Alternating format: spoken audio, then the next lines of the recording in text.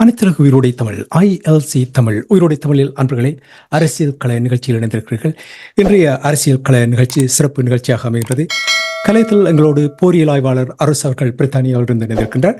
அதேபோல் கனடாவிலிருந்து ஆய்வாளர் நேரு குணரட்னம் அவர்கள் இணைந்து இலங்கை தீவில் நடந்து முடிந்த அரசு தலைவருக்கான தேர்தல் தொடர்பான விடயங்களை பார்க்க இருக்கின்றோம். இங்கே கலையத்தில் எங்களோடு அரசு அவர்கள் இணைந்திருக்கிறீர்கள். வணக்கம் அரசு அவர்களே. வணக்கம் ஞானி. அனைத்துலக உயிரோடு தமிழ் உறவுகளுக்கு அன்பு கலந்த வணக்கம். வணக்கம் நேரு குணரட்னம் அவர்களே. அன்பர்கள் சார்பாக உங்களையும் வரவேற்கிறேன். இங்கே கலையத்தில் எங்களோடு போரியல் ஆய்வாளர் அரசு அவர்கள் இணைந்திருக்கின்றார். அதேபோல் நீங்கள் கனடாவிலிருந்து ஆய்வாளர் நேரு குணரட்னம் இணைந்திருக்கிறீர்கள். இருவருக்கும் வணக்கத்தை கூறிக்கொண்டு முதலில் அரசு அவர்களே, உங்களிடம் இலங்கை தீவில் நடந்து முடிந்த அரசு தலைவருக்கான தேர்தல் ஒரு புதிய ஒரு அத்தியாயத்தை திறந்திருக்கின்றது. வரலாறு படைத்த ஒரு தேர்தல் முடிவாக பார்க்கப்படுகின்றது. அதை உள்வாங்கினீர்கள். என்ன உங்களுடைய கருத்தை கூறுங்கள். முதலில் உண்மையில் இருதரப்பிலும் ஒரு மாற்றத்தை நோக்கி பயணித்திருக்கிறார்கள். தமிழர் தரப்பையும் பார்க்கலாம், சிங்கள தரப்பையும் பார்க்கலாம். கிட்டத்தட்ட 4 லட்சம் வாக்குகளை கடந்த தேர்தலில் எடுத்த ஜேவிபி இந்த 56 லட்சம் வாக்குகளை ஒரே பாய்ச்சலில் பெற்றிருக்கிறது. சிங்கள மக்கள் ஒரு புதிய ஒரு மாற்றத்தை விரும்புகிறார்கள், அல்லது இளைஞர்கள் பெருமளவில் அந்த அரசியலுக்குள் வந்திருக்கிறார்கள். அதனைத்தான் அவர்கள் எதிர்கூறுகின்றனர். முதல் முறையாக நீங்கள் பார்க்கலாம், இதுவரை காலமும் இலங்கை படம் அரசு தலைவர் தேர்தலுக்கு பிற்பாடு போடப்பட்ட பின்னர் அதில் 2 நிறங்கள் தான் இருக்கும். ஆனால் இந்த முறை படத்தில் 3 நிறங்கள் இருக்கின்றன. ஒன்று 2 சிங்கள வேட்பாளர்களின் நிறம், மூன்றாவது நீங்கள் அதாவது தீபக பகுதியிலும் வடமராட்சி பகுதியையும் பார்த்தால் ஒரு பர்பிள் கலரில் ஒரு நிறம் இருக்கின்றது, தமிழரின் அடையாளம். ஒரு உண்மையில் ஒரு இழுபறி நிலையில் இருந்து இறுதி நேரத்தில் ஒரு சொற்ப காலம்தான் அவர்களுக்கு தங்கள் தேர்தல் அறிக்கையை எழுதவும் அதனை மக்களிடம் கொண்டு சேர்க்கவும் ஒரு சொற்ப காலம்தான் கிடைத்தது. ஆனால் அந்த காலத்துக்குள்ளேயும் ஒரு 2,26,000 வாக்குகளை பெற்றது என்பது மிகப்பெரிய ஒரு பாய்ச்சலாகத்தான் பார்க்கலாம். ஏனென்றால் கடந்த ஆண்டு 4 லட்சம் வாக்குகளை எடுத்த ஜேவிபி இப்போது 56 லட்சம் வாக்கை பெறும் என்றால், ஒரு சொற்ப காலத்தில் 2,60,000 26,000 வாக்குகளை பெற்றவர்கள் அடுத்தது 20 லட்சத்தை பெறுவது பெரிய காரியமாக இருக்காது என்ற ஒரு செய்தியை தெளிவாக கூறியிருக்கின்றது. அதில் நீங்கள் பார்த்தீங்கன்னு சொன்னால், டாக்டர் தேவானந்தாவின் தீபக பகுதியாக இருக்கலாம், அந்த பெருங்கோட்டைகள் எல்லாம் தகர்ந்திருக்கின்றன. மற்ற இடங்களில் இப்ப மானிப்பாய் தொகுதி அதுகளை பார்த்தீங்கன்னு சொன்னால் நெக் டு நெக் மேரி தான், இப்ப ஒரு கொஞ்ச இடைவெளியில் தான் இருக்கின்றது. இது இப்ப சிங்களவர்கள் சந்தித்த சவாலை விட தமிழர்களால் சந்தித்த சவால்கள் மிக ஏராளம். அதையெல்லாம் மீறி செய்தது என்பது மிகப்பெரிய ஒரு மாற்றம். இது 2 தரப்பிலும் ஏற்பட்ட ஒரு மாற்றத்தை தான் இதில் பார்க்கக்கூடியதாக இருக்கு. நிச்சயமாக நீங்கள் கூறுவது போல் 2 தரப்பும், தமிழ் தரப்பும் சிங்கள தரப்பினரும் ஒரு மாற்றம் வேண்டும் என்றுதான் இந்த தேர்தலில் தங்களுடைய வாக்குகளை பதிவு செய்தார்கள். அந்த மாற்றத்தை இலகுவாக அடையாளம் காணக்கூடியதாக இருக்கின்றது. நாங்கள் கொஞ்சம் விரிவாக பார்ப்போம். 2 தரப்பினருடைய நிலைப்பாடுகளையும் விரிவாக பார்ப்போம். நேரு குணரட்னம் அவர்களே, உங்களை வரவேற்றுக் கொண்டு நீங்கள் இந்த முடிவு தொடர்பாக உங்களுடைய உடனடி கருத்து. சரி, என்ன ஒரு நாள் முழுமையாக ஓடியதில் கொஞ்சம் களைப்பு தான். இல்லை, இந்த முடிவு இப்படித்தான் வரும் என்பது இதை ஆழமாக பார்த்தால் அது ஆரம்பத்திலிருந்தே புரியும்.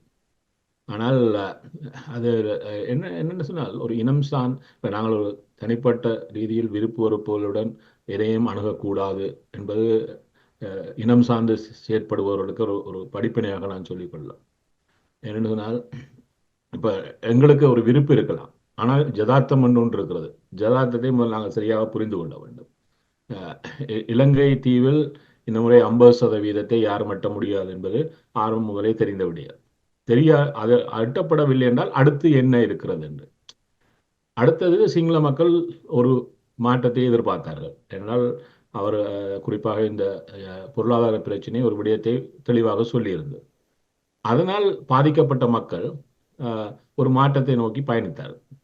அந்த மாற்றத்துக்கான தெரிவு அனுராவா என்பது இரண்டாவது கேள்வி. ஆனால் இருந்ததில் தான் தெரிவு அவர்களுக்கு இருந்தது. ஏன்னா இந்த மூவரும் சிங்கள தேசத்தினுடைய 3 போட்டியாளர்களும் அரசியலுக்கு புதியவர்கள் அல்ல. இதே பாராளுமன்றத்தில் குறைந்த காலம் இருந்தவர் அனுரா என்று எடுத்துக்கொண்டாலும், ஆனால் அனுராவும் 24 வருடங்களாக இந்த பாராளுமன்றத்தில் இருக்கிறார். ஆகவே ஒரு மாற்றத்துக்கான வாய்ப்புகள் ஒருவருக்கும் கிடைக்காமல் இந்த மாற்றத்துக்கு வந்தவர்கள் அல்ல. ஆனால் இருந்ததில் தெரிவாக ஆட்சிக்கட்டில் எந்த ஒரு வகைவாதத்தையும் கொண்டிருக்காதவர் என்ற ரீதியில் இவருக்கு வேன் கொடுத்து பார்க்கலாமே என்கின்ற ஒரு தெரிவுக்காக அனுராவுடைய தெரிவுதான் அவர்களுக்கு வாய்ப்பாக இருந்த ஒன்று. இரண்டாவது விடயம், இதில் தமிழர்களுக்கு 2 செய்திகள் இருக்கிறது. தமிழர்களிடம் ஒரு கருத்தியல் தொடர்ந்து விதைக்கப்படுகிறது. இன்னும் அதை ஏற்றுக்கொள்கின்ற தமிழர்கள் நிறைய பேர் இருக்கிறார்கள். குறிப்பாக இதை சிந்திக்கக்கூடிய அறிவார்ந்தவர்கள் கூட. இலங்கை தீவில் இருக்கக்கூடிய ஆட்சி கட்டமைப்பினுடைய தெரிவில் தமிழ் முஸ்லிம் வாக்குகளை கடந்து ஒரு ஜனாதிபதி தெரிவு செய்ய முடியும் என்பதை 2ஆம் தரம் இந்த தேர்தல் நிரூபித்திருக்கிறது. இந்த புரிதல் இன்னும் நம்மளுக்கு வரவில்லை. ஒன்று, இலங்கை தீவில் தமிழ் முஸ்லிம் வாக்கள் தான் தீர்மானிக்கின்ற சக்தி என்று இன்றும் நம்புகின்ற தமிழர்கள் பெரும்பான்மையானவர் இருக்கிறார்கள். இல்லை, நான் பலமுறை விளங்கப்படுத்தினான்.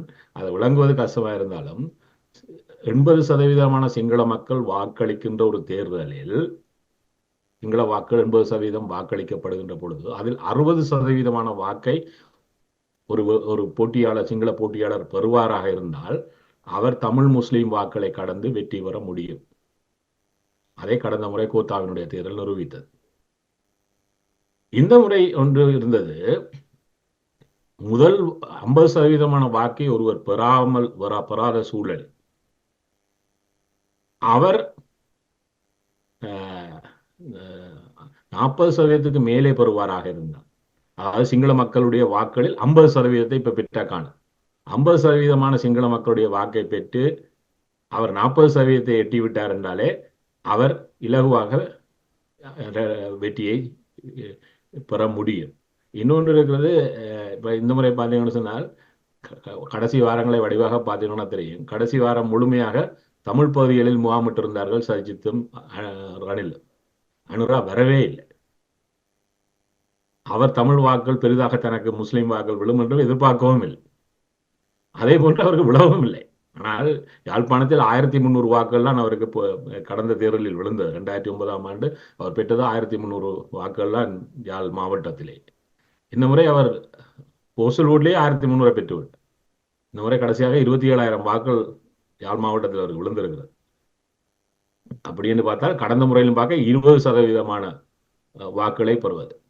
எனக்கு சிலர் கடைசி 2 நாட்களுக்கு கூட சொல்லிக் கொண்டதால் இந்த அனுரா இப்படித்தான் நாட்களை கூட்டுவான், ஆனால் இந்த வெற்றியே சாத்தியமில்லை, அதனால் நடக்காது. பாருங்கள், தேர்தல் நாளில் நடக்கும் என்று எனக்கு 2 நாளைக்கு போல ஒரு ஊடகவியலாளர் என்னோட சண்டை போட்டு இருக்கிறார்.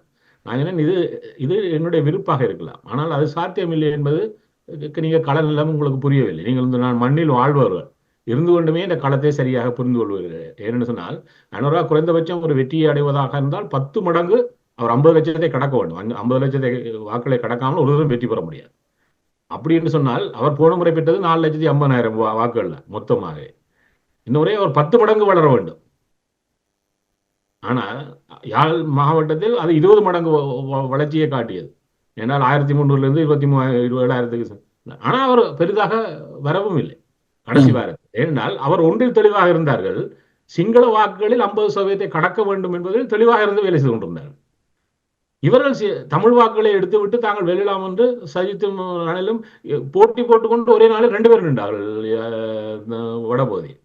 அப்ப தமிழர் பகுதியில் வந்தே தெரிந்தார்கள். ஆனால் அந்த சூத்திரம் அவர்களுக்கு வடிவாக புரிகிறது. எனக்கு புரிந்தது என்னன்னு சொன்னால் அவருடைய அந்த திட்டமிடல் அவ்வாறு இருந்தது. இந்த முறை அதை அவர்கள் மீண்டும் நிரூபித்து காட்டியிருக்கிறார்கள். தமிழ் முஸ்லிம் வாக்களை பெற்றுக்கொள்ளாமலே அனுராவுடைய வெற்றி சிங்கள தேசத்தில் சாத்தியமாகியிருக்கிறது. இப்ப நம்மளுக்கு உண்டே புரியணும். இப்ப எங்களுக்கு ஒரு பூச்சாண்டி காட்டுகிற ஒரு வேலை இருக்கிறது. நாங்கள்லாம் தீர்மானிக்கிற சக்தி, நாங்கள் சொல்றதை நீங்கள் எல்லாம் கேளுங்கள். இப்ப இது எவ்வளவு காலம் இப்படியே கேட்டுக்கொண்டிருக்க போறோம் என்றுதான் ஒன்று. என்ன சொன்னால் இந்த படித்தவர்கள் மத்தியில் கூட இந்த புரிதல் வரவில்லை. ஆகவே அதாவது ஒரு தேர்தல் விஞ்ஞானம் இருக்கிறது. இந்த தேர்தல் வாக்குகள் வைத்துக்கொண்டு வெற்றியை நோக்கி நகர்வது. அதாவது இது ஒரு உலகத்தின் ஒரு புதிய விஞ்ஞானம். அது இந்தியாவில் கூட அதை இந்த முறை பலர் தவறி போனதுக்கு காரணம் அதை சரியாக புரிந்து கொள்ளாத காரணம் தான். அப்ப இப்ப இந்த இடத்துல தான் இந்த கிஷோர் யாதவ் போன்றவர்கள் எல்லாம் இந்தியாவில் அப்படி ஒரு இலங்கையில் ஒருவர் இல்லை. இந்த இதை களத்தை சரியாக ஆய்வு செய்து விஞ்ஞானத்தை சொல்லுகின்ற ஒருவர் இல்லை. ஆனால் அது எங்கேயோ ஒரு இடத்துல அவர்களுக்கு வேலை செய்திருக்கிறது. அது அவர்கள் வளர்ந்திருக்கிறார்கள். இது ஏன் எங்களுக்கு தேவைப்படுகிறன்னு சொன்னால், இந்த களங்களை சரியாக புரிந்து கொண்டால் தான் தமிழர்கள் சரியான திட்டமிடலை செய்ய முடியும். அது எங்களுடைய திட்டமிடலுக்காகவே முதலில் நாங்கள் எங்களுடைய உணர்வுகள், விருப்பு வெறுப்புகளை தூக்கி வைத்து விட்டு முதல் வெளியே வந்து பார்க்க வேண்டும் இந்த களம் எவ்வாறு இருக்கிறது. அதை புரிந்து கொண்டுட்டோம் என்றால் எங்களுடைய திட்டமிடல் இலகுவாகிவிடும். அதுக்கு பின்னர் எங்களுடைய மக்களை அதை நோக்கி தயாரிக்க வேண்டும். இந்த தயாரிப்பு இப்ப அருள் சொன்ன மாதிரி கடைசி நேரத்தில் தான் நாங்கள் ஆனா இந்த தயாரிப்பு இப்போ தொடங்கியது வேலையெல்லாம்.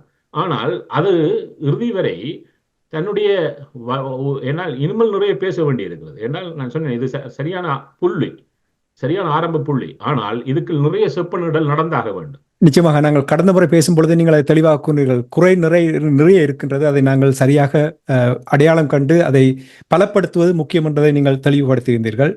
மிக்க நன்றி. இப்பொழுது அந்த சிக்கல்கள் வருவோம், இப்படி பேசலாம்.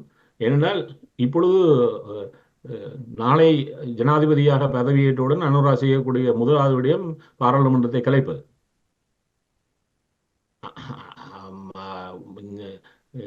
நவம்பர் மாதம் முதல் பகுதியில் பாராளுமன்றத்திற்கான தேர்தல்.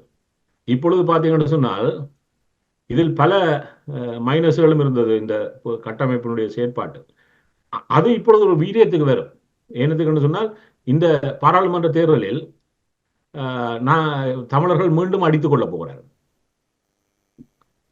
இந்த சிதைவென்றது இப்ப நான் இந்த தேர்தலில் இன்னொன்றை பார்க்கிறேன். எங்களுக்கு நாங்கள் பல விடயத்தை வெளிப்படையாக எங்களுடைய மக்கள் பேசியாக வேண்டிய ஒரு தேவை இருக்கிறேன்னு சொன்னால், யாழ் மாவட்டம் தான் இலங்கையில் இந்த தேர்தலினுடைய முடிவில் பார்த்தீங்கன்னு சொன்னால் 2.2% தான் நிராகரிக்கப்பட்ட வாக்கு.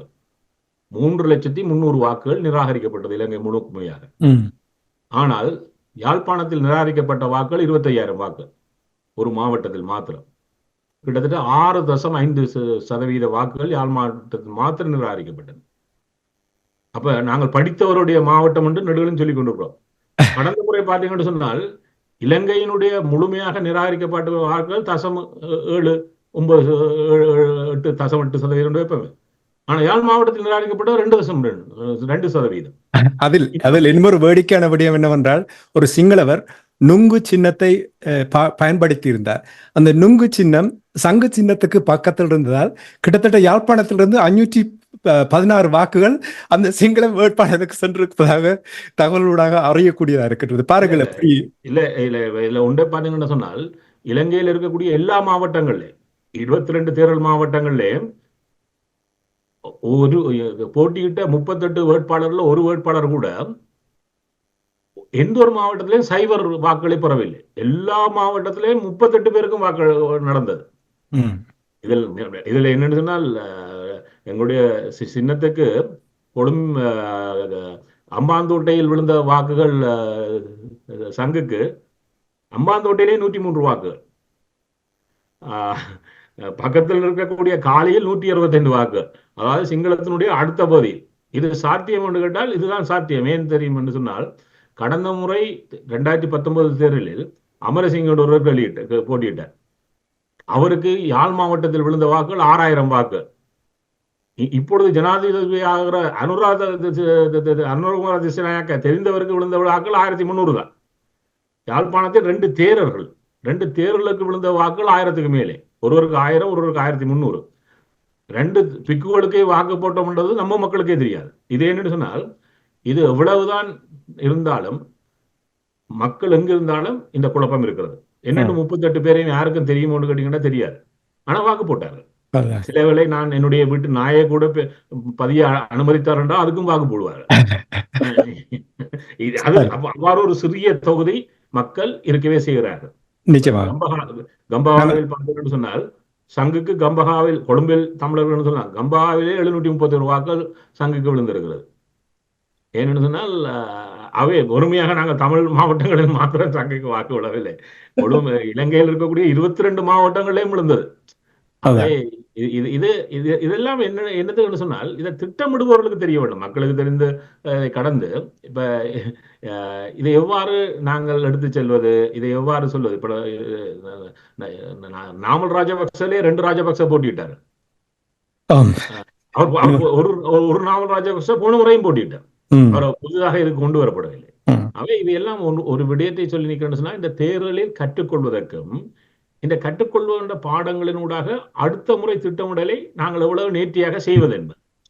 அதுக்காகத்தான் சொல்லுகிறேன் சொன்னால், ஏன்னா இந்த தேர்தலில் இதிலெல்லாம் எங்களுக்கு ஒரு வாய்ப்பான களங்கள். இந்த களங்களை நாங்கள் சரியாக பயன்படுத்தி விட்டோம் என்றால், என்னால் இந்த களத்தை பயன்படுத்துவதற்கு இலங்கை தீவில் கலர் திரிகிறார்கள். இதை கடந்து வெளிநாட்டு சக்திகள் தெரிகின்றன. இவை எல்லாத்தையும் வைத்துக்கொண்டு இப்பொழுது இது என்ன நடைபெறும், அடுத்தது என்ன நடைபெறும், இதற்கான திட்டமிடல் பாருங்கள். இப்பொழுது நாங்கள் இந்த ஜனாதிபதி தேர்தல் வரப்போகிறோம் என்று இப்போ தெரியும். ஆனால் பாராளுமன்ற தேர்தல் வரப்போகிறோம் என்று இப்போ தெரியும். ஆனால் அப்ப இன்னும் எங்களுடைய நிலைமை எவ்வாறு இருக்க போகின்றது அதுக்கான ஒரு விடயம். ஏனால் நாங்கள் தயாரிப்பு நிலையில் ஒரு இனமாக இல்லை என்று சொன்னால், ஒரு தேவையுள்ள இனம் எவ்வளவு தயாரிப்புடன் இருக்க வேண்டும். ஆனால் ஒரு விடயம் இந்த பொது கட்டமைப்பினூடாக உருவானது என்று சொன்னால், ஆரம்பத்தில் இருந்தவர்களை கடந்து பலர் இதை காவிக்கொண்டு செல்ல வேண்டும் என்று இணைவில் இருக்கிறார்கள். இவர்களை வைத்துக்கொண்டு இதை, ஆனால் அதற்கான நேரம் கிடையாது. பாராளுமன்ற தேர்தலுக்கு அது சவாலை நிறைய கூட்டும். ஆனால் அதையும் கடந்து இது நகர வேண்டும் என்ற ஒரு விடயமும் தேர்தலினூடாக நாங்கள் கற்றுக்கொள்ள வேண்டிய ஒரு பாடம். என்றால் யாழ்ப்பாணத்தில் சங்குக்கு விழுந்த வாக்கு வீதம் வன்னியை கடந்து செல்கின்ற பொழுது அது பாதிப்புக்குள்ளாகிவிட்டது. இப்ப இந்த இடங்களை எல்லாம் எவ்வாறு கட்டியெழுப்பது? இப்ப அருள் சொன்ன மாதிரி இதில் ஊர்வாகத்துறையிலேயே டக்ளஸ் ரணிலுக்கு நல்ல இதை பெற்றுக் கொடுக்க முடியல. அங்கே முதலாவது இடத்தில் சங்கு வந்தது ஊர்வாகத்துறை. அதே போன்று சுமந்தனுடைய 2 தொகுதிகள் இருக்கிறது. அவருடைய கண்காணிப்பில் இருக்கக்கூடிய தொகுதி அவருடைய தொகுதி என்று சொல்லக்கூடிய உடுப்பட்டியும் பருத்துறை, அம்மாவும் அப்பா. ஆனால் இந்த உடுப்பட்டி பருத்துறையில் அவர் முதலிடத்தை பெற முடியவில்லை. 2 இடத்திலும் சங்குதான் முதலிடத்துக்கு வந்தது. ஆனால் இது முதல் தடவை நடைபெறுகின்ற விடயம் அல்ல. கடந்த பாராளுமன்ற தேர்தலில், இறுதியான 2020 பாராளுமன்ற தேர்தலில் உடுப்பட்டி தொகுதியில் கூட்டமைப்பு 3ஆம் இடத்தில் வந்தது, அங்கஜனுக்கு கீழே. பருத்துறை தொகுதியில் கூட அவர் முதலிடத்தை பெறவில்லை. அவர் தன்னுடைய தொகுதியிலேயே பொறுப்படுத்த தொகுதியிலேயே அல்லது அவருடைய தொகுதியிலேயே கூட்டமைப்பை என்னுடைய வெற்றியை துளைத்தவர். ஆனால் நாங்கள் அதை சுட்டி காட்டவில்லை. ஆனால் அவர் சவால் விடுவார். நான் என்ன தன்னுடைய தொகுதியை காப்பாற்ற முடியவர் ஏனைய தொகுதிகளில் இருந்து சவால் விடுகின்ற பொழுது இவரிடம் நாங்கள் கேட்க தவறுகிறோம் அதை வெற்றியெல்லாம். இப்ப இதில் இருக்கக்கூடிய செய்தி என்னன்னு சொன்னால், டக்ளஸ் தன்னுடைய தொகுதியில் தோற்று போனார் என்பதும், சுமந்திரன் தன்னுடைய தொகுதியிலே மீண்டும் இழந்தார் என்பதெல்லாம் செய்திகள். ஆனால் இவையெல்லாம் இந்த காலங்களில் சொல்லப்பட வேண்டிய செயலாக சொல்லிக்கொள்ளலாம். நிச்சயமாக நாங்கள் விரிவாக பார்ப்போம். அரசர்கள் உங்களிடம் வருகின்றேன். தமிழ் பொது வேட்பாளர் நாங்கள் அனுரகுமார திசாநாயக்கா தொடர்பாக, ரணில் விக்ரமசிங்கா தொடர்பாக, சஜித் பிரேமதாச தொடர்பாக நாங்கள் இன்னும் சில நிமிடங்களில் பார்ப்போம். அதற்கு முன்னதாக பொது வேட்பாளர் நிறுத்தியது திட்டமில்லாமல் நிறுத்தியது, இது ஒரு பின்னடைவை ஏற்படுத்தி இருக்கிறது என்று சிலர் கூறுகிறார்கள். நீங்கள் எவ்வாறு பார்க்கிறீர்கள்? இந்த பொது வேட்பாளரை நிறுத்தியதில் ஏதாவது தவறு இருக்கிறதா? தவறு இல்லை. அது எனது பார்வையில், தனிப்பட்ட பார்வையில் மாபெரும் வெற்றியை நாங்கள் கண்டிருக்கின்றோம். ஏனென்றால் அதைத்தான் நான் கூறினேன். அந்த ஒரு தமிழனாக அந்த வரைபடத்தை பார்க்கும் போது தமிழன்ற கலரும் இப்போது அரசு தலைவர் தேர்தலில் எங்கட கலரும் அதுல இருக்கிறது. அது சிங்கள பேப்பர் தான் அதை போடுகிறது. அது ஊதா கலரில் இருக்கின்றது. இதற்கு முதல் 2 சிங்கள கட்சிகள கலர் தான் இருக்கு. தமிழர் பிரதேசத்திலும் அதுதான் இருக்கும், சிங்கள பிரதேசத்திலும் அதுதான் இருக்கு. இப்ப இல்லை, இங்க இன்னொன்று இருக்கிறது. தமிழ் தேசம் ஒன்றொன்று உருவாகிறது என்றது. அதிலும் தேசிய தலைவர் அந்த வடமராட்சி பிரதேசத்தில் அந்த கலர் ஒலிக்கிறது உண்மையில் மிக மிக மிக ஒரு முக்கியமானது. என்றால் ஏவிபியை நீங்க பாருங்கள். இப்ப நேரு குணரத்னம் அவர்கள் கூறினது போல 10 மடங்கு வளர்ந்திருக்கிறார்கள். 4 லட்சத்திலிருந்து இப்ப கடைசியா வந்த தகவல்படி 57 லட்சம், 56 லட்சம் என்றால் 10 மடங்குக்கும் கூட வளர்ந்திருக்கிறார்கள். அப்ப அவர்கள் வளர்ந்தது எவ்வளவு நாளுக்கு? 5 வருஷத்துக்கு. நாங்கள் 0வில் இருந்து 2 மாதத்துக்குள் 2,26,000 வாக்குகள் 0வில் இருந்து. ஏனென்றால் இதற்கு முன்னர் வரலாற்றில் அந்த இப்ப ஐக்கிய நாடுகள் சபையில் கூட பிரித்தானியாவை சேர்ந்தவர் பேசும்போது கூறியிருந்தார் ஒன்றை, என்னென்றால் வரலாற்றில் தமிழர் ஒரு பொதுவா வேட்பாளரை நிறுத்தி இருக்கிறார்கள் இலங்கை வரலாற்றில். அப்ப அது அடுத்த முறை இனி வரும் காலங்களில் அது நிச்சயமாக தொடரப்போகின்றது அல்லது பலமாக போகின்றது. நாங்களும் இதை இன்னும் ஒரு 5 வருடத்தில் 10 மடங்குல 15 மடங்கு வீரியத்துடன் வளர்க்கலாம். இது ஒரு குறியீடு தான். இந்த சங்கு எங்களுக்கான ஒரு குறியீடு. அது சங்கு அந்த உண்மையில் மிக மிக பலமான கோட்டைகளை உடைச்சிருக்கு. மற்ற இடங்களில் எல்லாம் ஏன் வீழ்ந்தது என்றால் அதை வீழ்த்தியது சிங்களவர்கள். நீங்கள் வடிவாக யோசிச்சுக்கொள்ளும். சங்கை வீழ்த்தியது சிங்களவர்கள் இல்லை, சங்கை வீழ்த்தியது எங்கள் ஆக்கள். ஏன் அப்படி கூறுகிறீர்கள்? மாவை சேனாதிராஜா உங்களுக்கு தெரியும், ஒன்றை தேர்தலுக்கு போட்டு வந்து விட்டு நான் முதல் இஞ்ச குத்தினன், 2வது அங்க குத்தினன், 3வது இஞ்ச குத்தினன் சொன்னாரല്ലോ. அது ஏன் சொன்னார் தெரியுமா? சனத்தை அப்படி போட பண்றதுக்கு. ஏனென்றால் சண்டே டைம்ஸ் ஆய்வறிக்கையின் படி முதலில் டல்லாக இருந்த வாக்குப்பதிவு 4 மணிக்கு பிறகுதான் உச்சம் பெற்றதன். இவர் வேலைக்கே போய் போட்டு விட்டு மறைமுகமாக மீண்டும் முதுகில் குத்தினர். இப்படி ஏராளமான குத்தல்கள். இப்ப நீங்கள் பாத்தீங்கன்னு சொன்னால் மன்னர் மொபனியா ஆருடையது, ஸ்ரீதரன் என்று சொன்னாலும் சார்ஸ் என்று சொன்னாலும் நீங்கள் பிரதேசமாக இருந்தால் நீங்கள் என்ன சொன்ன, நீங்கள் பொது வேட்பாளரை ஆதரிக்கிறோம் என்று சொல்லிவிட்டு நீங்கள் அதற்குரிய வேலையை செய்யவில்லை என்பதுதான் உங்கள் இடத்தில் இடம்பெற்ற தோல்விக்கான அர்த்தம். எத்தனை பேர் இறங்கி வேலை செய்தீர்கள்? ஒரு சிங்களவனுக்கு வாக்களித்து விட்டு என்ன நிம்மதியாக இருக்கலாம். நீங்கள் தேசியத்தை நாளைக்கு பேசலாம், தேசியத்தை கதைக்கலாம். இப்போ இது இப்ப எங்களை பொறுத்தவரையில், தமிழ் மக்களை பொறுத்தவரையில் நான் கூறுவேன், ஏனென்னா இதற்கு முதல் அந்த ஐடியாலஜியே இல்லை. அதை உருவாக்கி அதில் தீவிரமாக ஒரு பணியாற்றி அதற்கு உண்மையில் நிதி வளம் கூட இல்லை. அப்ப எல்லா கட்சிகளுக்கும் பெருமளவான நிதி, உங்களுக்கு தெரியும், தேர்தல் திரைக்களம் என்று சொன்னால் தேர்தலுக்கு எவ்வளவு நிதி. இப்ப அமெரிக்கான தேர்தலை இப்ப கூட பாருங்கள், இலோன் மஸ்க் கூட ட்ரம்புக்கு ஃபண்ட் பண்ணி கொண்டு இருக்கிறார்.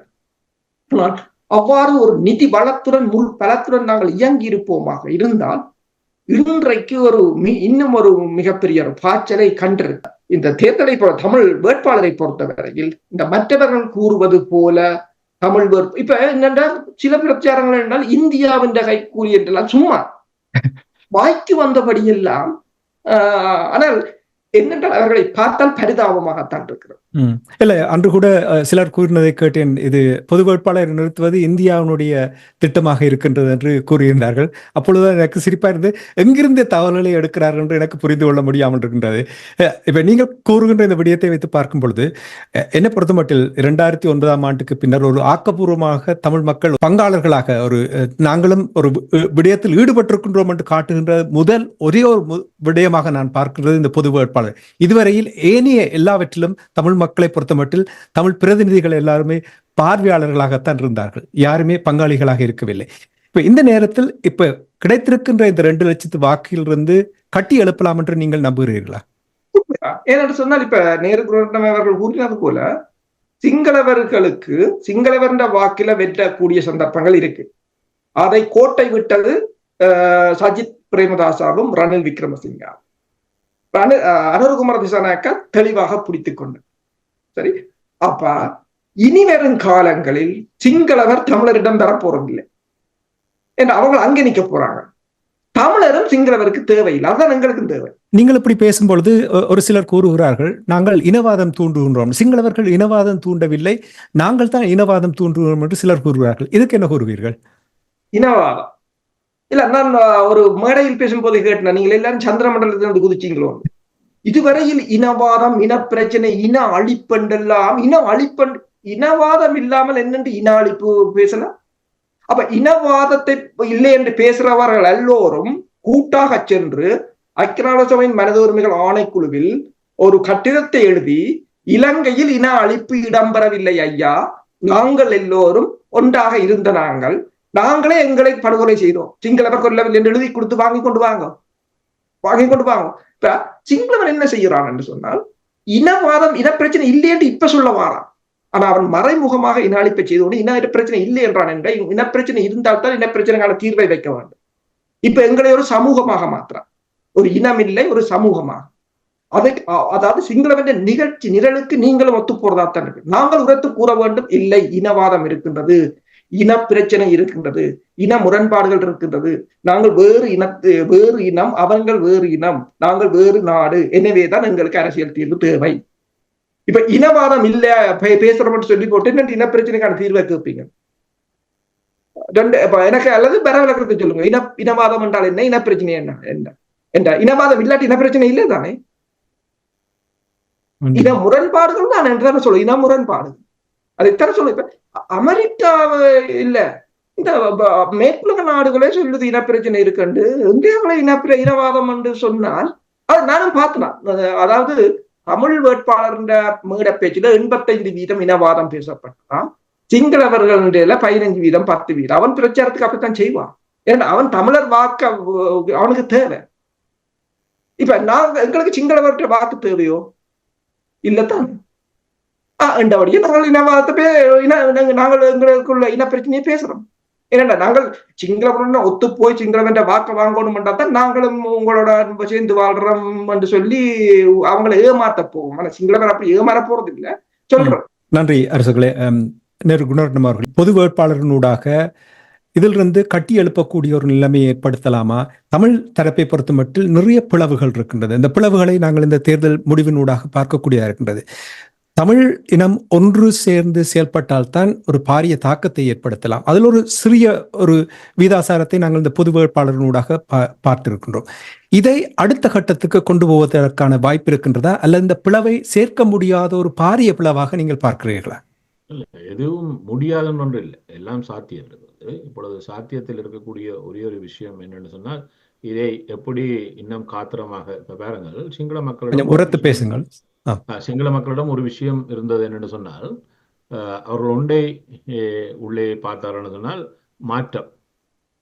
இப்பொழுது பாருங்கள், சிங்கள மக்கள் எவ்வாறான ஒரு மாற்றத்துக்கு வந்திருக்காருன்னு சொன்னால், அவர்கள் வாக்களித்து பழகி போன 2 கட்சிகளை அரசியல் அரங்கில் இந்த தேர்தலுடன் அவர்களை புதகுலிக்கு முழுமையாக அனுப்பிவிட்டார். ஒன்று SLP, இரண்டாவது UNP. SLP செத்து போன கட்சியாக மாறிவிட்டது. ஆனால் UNP ரணிலில் ஜனாதிபதியானுடன் மீண்டும் எழுவார்கள் என்கின்ற ஒரு பிம்பம் உருவாக்கப்பட்டது. ஆனால் இனிமே UNP என்ற கட்சியே அரங்கில், அதாவது யானைக்கும் கைக்கும் வாக்கு போட்டு பழகிய சிங்கள மக்கள் அதை கடந்து பயணிப்பதற்கு தயாராகிவிட்டார்கள். ஆனால் இந்த இதில் இன்னொரு சங்கை ஊதி இருக்கிறார்கள், மொட்டுக்கு ஒரு சங்கை முழுமையாக ஊதி இருக்கிறார்கள். என்றால் போன முறை 69 லட்சத்தை பெற்ற மொட்டால் இந்த முறை 3 லட்சத்துக்கு மேல் கடந்து செல்ல முடியாத சூழலுக்கு மொட்டு தள்ளப்பட்டது. அப்ப மொட்டை மீளுருவாக்கம் செய்யலாம் என்று முயற்சி செய்து பார்த்தார்கள், அது வெற்றி பெறவில்லை. அப்ப இது அதனால் மொட்டுக்கு இன்னொரு சந்தர்ப்பம் இருக்கிறது, முயன்று பார்க்கறதுக்கு இவர்கள் சரியாக இயங்கவில்லை. ஆனால் UNPக்கும் SLPக்கும் சுதந்திர கட்சிக்கும் ஐக்கிய தேசிய கட்சிக்குமான இது முழுமையை பெற்றுவிட்டது. அப்ப மக்கள் அதை கடக்க முனைகிறார்கள். ஆனால் தமிழ் தரப்பில் இன்னும் ஒரு சிந்தனை இருக்கிறது, என்ன தெரியுமோ, நாங்கள் வீட்டுக்கு பழகிவிட்டோம். அந்த மாற்றத்தில் இருந்து வர வேண்டும். என்றால் எங்களுக்கு தேவையானதை தராதவர் எவராக இருந்தாலும் அவரை கடந்து செல்வதற்கு ஒரு இனம் தயாரிக்கப்பட வேண்டும். அவை எங்களுக்கு வேலை இருக்கிறது. இன்னொன்று இருக்கிறது என்ன சொன்னால், இந்த மாற்றத்தை நோக்கி பயணித்த சில தமிழ் இளையவர்கள் என்ன செய்தார்கள், அனுரா மீது ஒரு நம்பிக்கை வைத்தார்கள். அவரான அந்த மாற்றத்தை, அதுக்கு காரணம் என்ன சொன்னால், எங்களிடம் அந்த மாற்றத்துக்கான இது இன்னும் சரியாக வரையறுக்கப்பட்டு அது இளையவர்களுக்கு முதன்மைத்துவம் கொடுக்கப்பட்டு, இளையவர்கள் பெண்களுக்கான முதன்மை. ஏன்னால் அனுராவுடைய வெட்டிக்கு பின்னால் அவர்கள் இணைத்த இளையவர்களும் பெண்களும் முக்கிய வகைவாகம் பயித்தார்கள். அதை நாங்கள் மறந்து விடக்கூடாது. ஏன்னா அவர்கள் இருவருக்கும் மாற்றத்தை நோக்கி பயணித்தவர்களுக்கு தான் அது என்ற ஒரு பிம்பத்தை அவர்கள் உருவாக்கினார்கள். இப்பொழுது எங்களிடையே இளையவர்களுக்கு இல்லை. இப்பொழுது பல்கலைக்கழகங்கள் ஏன்னா பல்கலைக்கழகங்கள் அவர்களுடைய ஒரு களப்பூமி. ஏன்னா யாழ் பல்கலைக்கழகத்தில் இப்பொழுது அதிகமாக படிப்பவர்கள் சிங்கள மாணவர்கள் என்ற சூழலுக்கு வந்திருக்கிறோம். அதையெல்லாம் பார்க்குற நம்ம மாணவர்கள் யோசிக்கிறார்கள், இவர்களை எல்லாம் பார்த்து விட்டு ஆகவே எங்களுக்குமான மாற்றம் அங்கு இருக்கிறதா என்கின்ற ஒரு சிந்தனைக்கு இடம் கொடுக்கிறோம். அதுக்கு காரணம் என்று சொன்னால் நாங்கள் இதை வரையறுத்து அவர்களுக்கான முக்கியத்தை கொடுத்து இப்பொழுதும் எங்களுடைய மாற்றத்தினுடைய மேடையில் நின்றவர்கள் சரியானவர்கள் அல்ல. அவை மாற்றி அமைக்கப்பட வேண்டும். ஏன்னா மீண்டும் அரசியல் கட்சியினர் தான் எல்லா மேடையிலும் நிற்கிறார்கள்.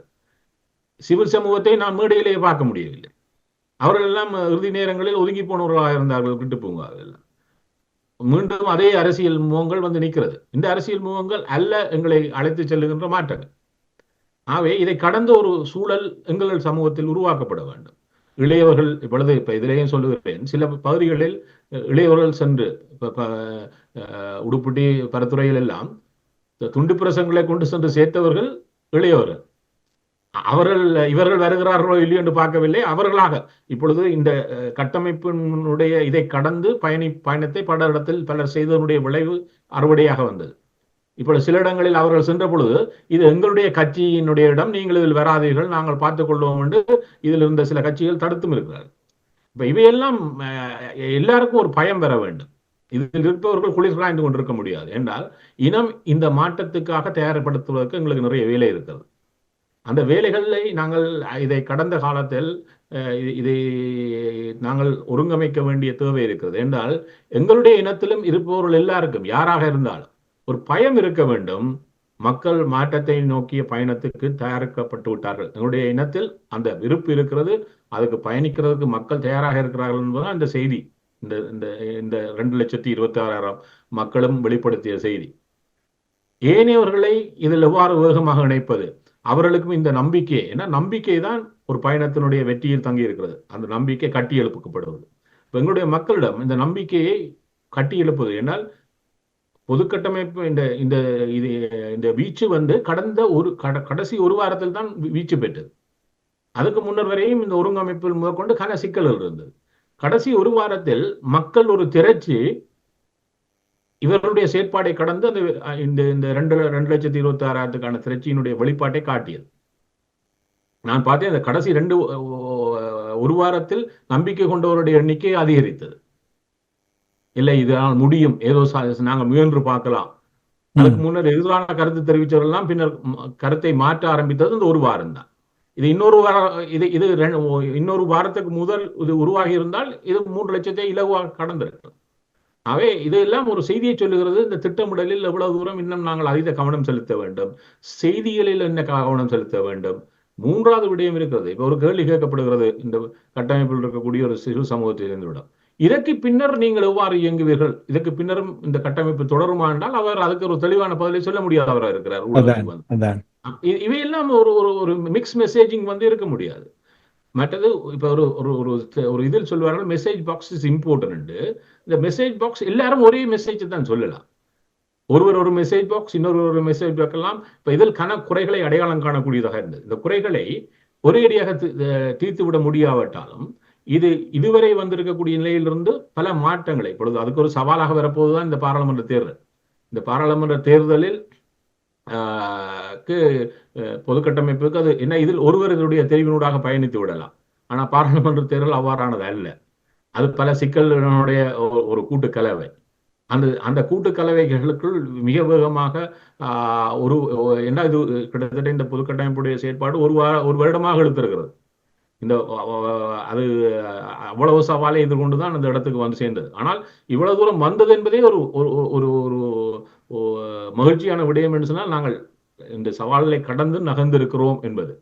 இப்பொழுது அந்த நகர்வை வலுப்படுத்த வேண்டிய தேவைகள் வருகிறது. இந்த வரம்பை பல இடங்களில் நாங்கள் கட்டியெழுப்ப வேண்டியிருக்கு. இந்த வரம்பு சரியாக கட்டியெழுப்பப்படுமாக இருந்தால் இது சார்ந்த அறுவடை வந்து சேரும். என்ன சொன்னால் சொன்ன மாதிரி இந்த 2,24,000 வாக்களும் பலரால் கவனிக்கப்படும் என்று சொன்னால் இவர்கள் மீண்டும் ஒரு திரட்சியை நோக்கி நகர்ந்திருக்கிறார்கள். இப்பொழுது கொழும்பில் இருக்கக்கூடிய தலைமைகளும் சரி, சர்வதேச சமூகத்தில் இருக்கக்கூடிய சக்திகளும் சரி ஒன்றை விரும்புகிறார்கள். தமிழர்கள் இணைவதை அவர்கள் விரும்பவில்லை. தமிழுடைய பிளவு அவருடைய பயணத்துக்கான ஒரு வழித்தடமாக அவர்கள் தொடர்ந்து பார்க்கிறார்கள். அவ்வாறு பார்ப்பவரிடம் இருக்கக்கூடிய ஒரு சவால் என்று சொன்னால் இப்போ ஒரு திரட்சி உருவாகிறது. இந்த திரட்சியை இன்னும் உச்சம் பெறாமல் பார்த்துக் கொள்வதற்கு அவர்கள் நிறைய வேலை செய்வார்கள். அது இதனுடைய நகர்வுக்கான சவாலை இன்னும் கூட்டும். கூட்டுகின்ற பொழுது இன்னும் வலுவுடன் நகர வேண்டிய ஒரு தேவையும் இதுவும் இருக்கிறது. உள்ளிருந்தே குடிப்பொருள் எல்லாம் நடக்கும். இவற்றையெல்லாம் எதிர்பார்த்து இது எல்லாம் என்ன நடக்கும் என்பதை எதிர்பார்த்து திட்டமிடல் தான். அதே நேரம் இதில் 2 பகுதியினர் இன்னும் எட்டவே நிற்கிறார்கள். ஒன்று இளையவர்கள், 2வது பெண்கள். இந்த என்றால் தமிழ் பொழுது இலங்கை தென்னாசியாவிலேயே பெண்கள் அதிகம் வாழுகின்ற 2வது நாடு இலங்கை. நேபாளில் 54% பெண்கள் என்று சொன்னால் இலங்கையில் 52% பெண்கள். இந்த 52%லையும் பார்த்தீங்கன்னு சொன்னால் பல்கலைக்கழகங்களுக்கு செல்கின்ற மொத்தமான மாணவர்களில் 67% பெண்கள். அவை பெண்கள் கல்வி கற்பதில் மேற்கொண்டு எல்லா இடத்திலும் முதன்மையான இடத்தை தமிழ் தேசத்திலும் கொண்டிருக்கிறார்கள். அவ்வாறு இருந்தால் இவர்களுக்கு ஒரு இதை இப்பொழுது இலங்கை தீவை பார்த்தீங்கன்னா உலகத்திலேயே மிக மோசமாக பெண்களுடைய பாராளுமன்ற பிரதிநிதித்துவத்தையும் அரசியல் பிரதிநிதித்துவத்தையும் கொண்ட நாடு. என்னால் 12 பேர் தான் 225 பேரில் இருக்கிறார். ஆனால் இந்த 12 பேரும் சிங்களவர்களுடைய தமிழர்களும் முஸ்லீம்களோ கிடையாது. அப்ப நாங்கள் எங்களுடைய இந்த மாற்றம் என்பது முழுமையான மாற்றத்தின் வெளிப்பாடு என்கின்ற செய்தி இதுவரை கொண்டு செல்லப்படவில்லை.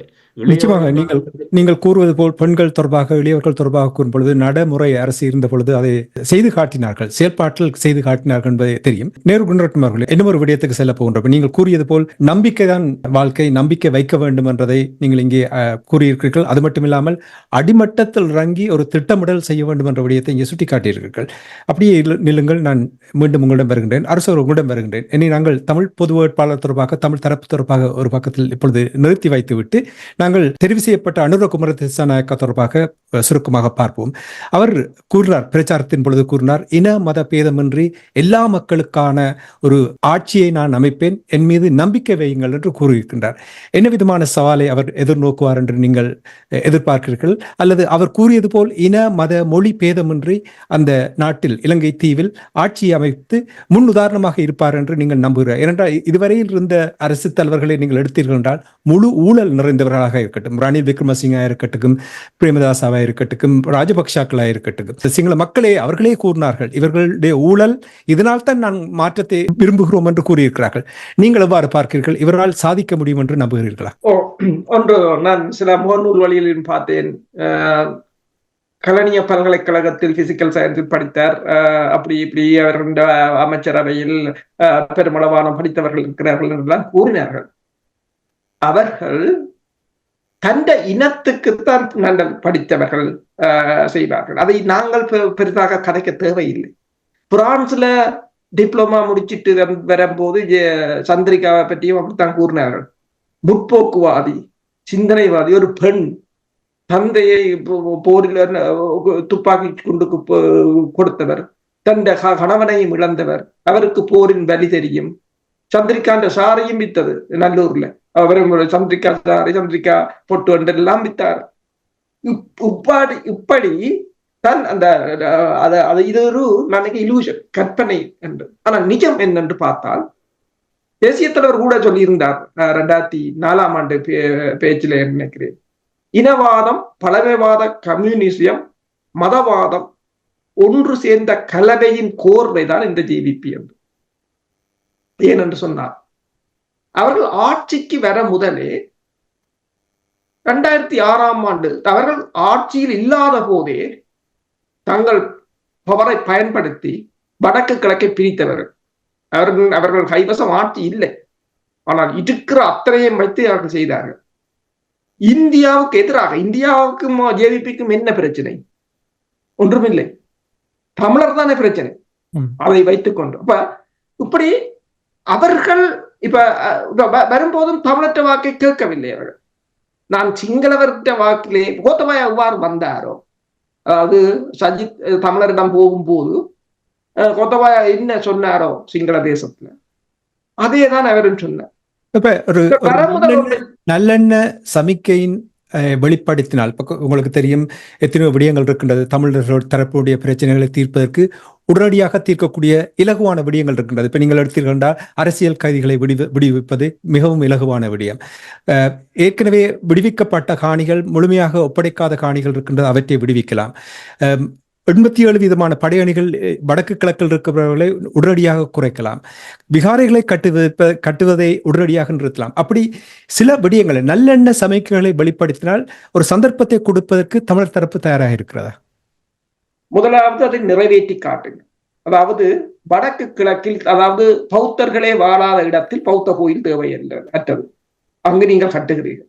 தொல்லியல் வன இலாக்கா வைத்திருக்கின்ற காணிகள் மக்கள் வைத்திருக்கிற காணிகளை விட அதிகம். என்னென்று சொன்னால் அந்த காணிகள், அதாவது 1972ஆம் ஆண்டிலிருந்து தமிழாக்கள் இருக்கிறார்கள். ஆனா வன இலாக்கா இப்போ வந்து பிடிச்சி சொல்லுது, அதில் இருந்த வன விலங்குகளுக்கு அது ஆபத்து. கொழும்பும் காடாத்தான் இருந்தது. நீங்கள் சனத்தை எல்லாம் எழுப்பி போட்டு மரத்து நடுங்க.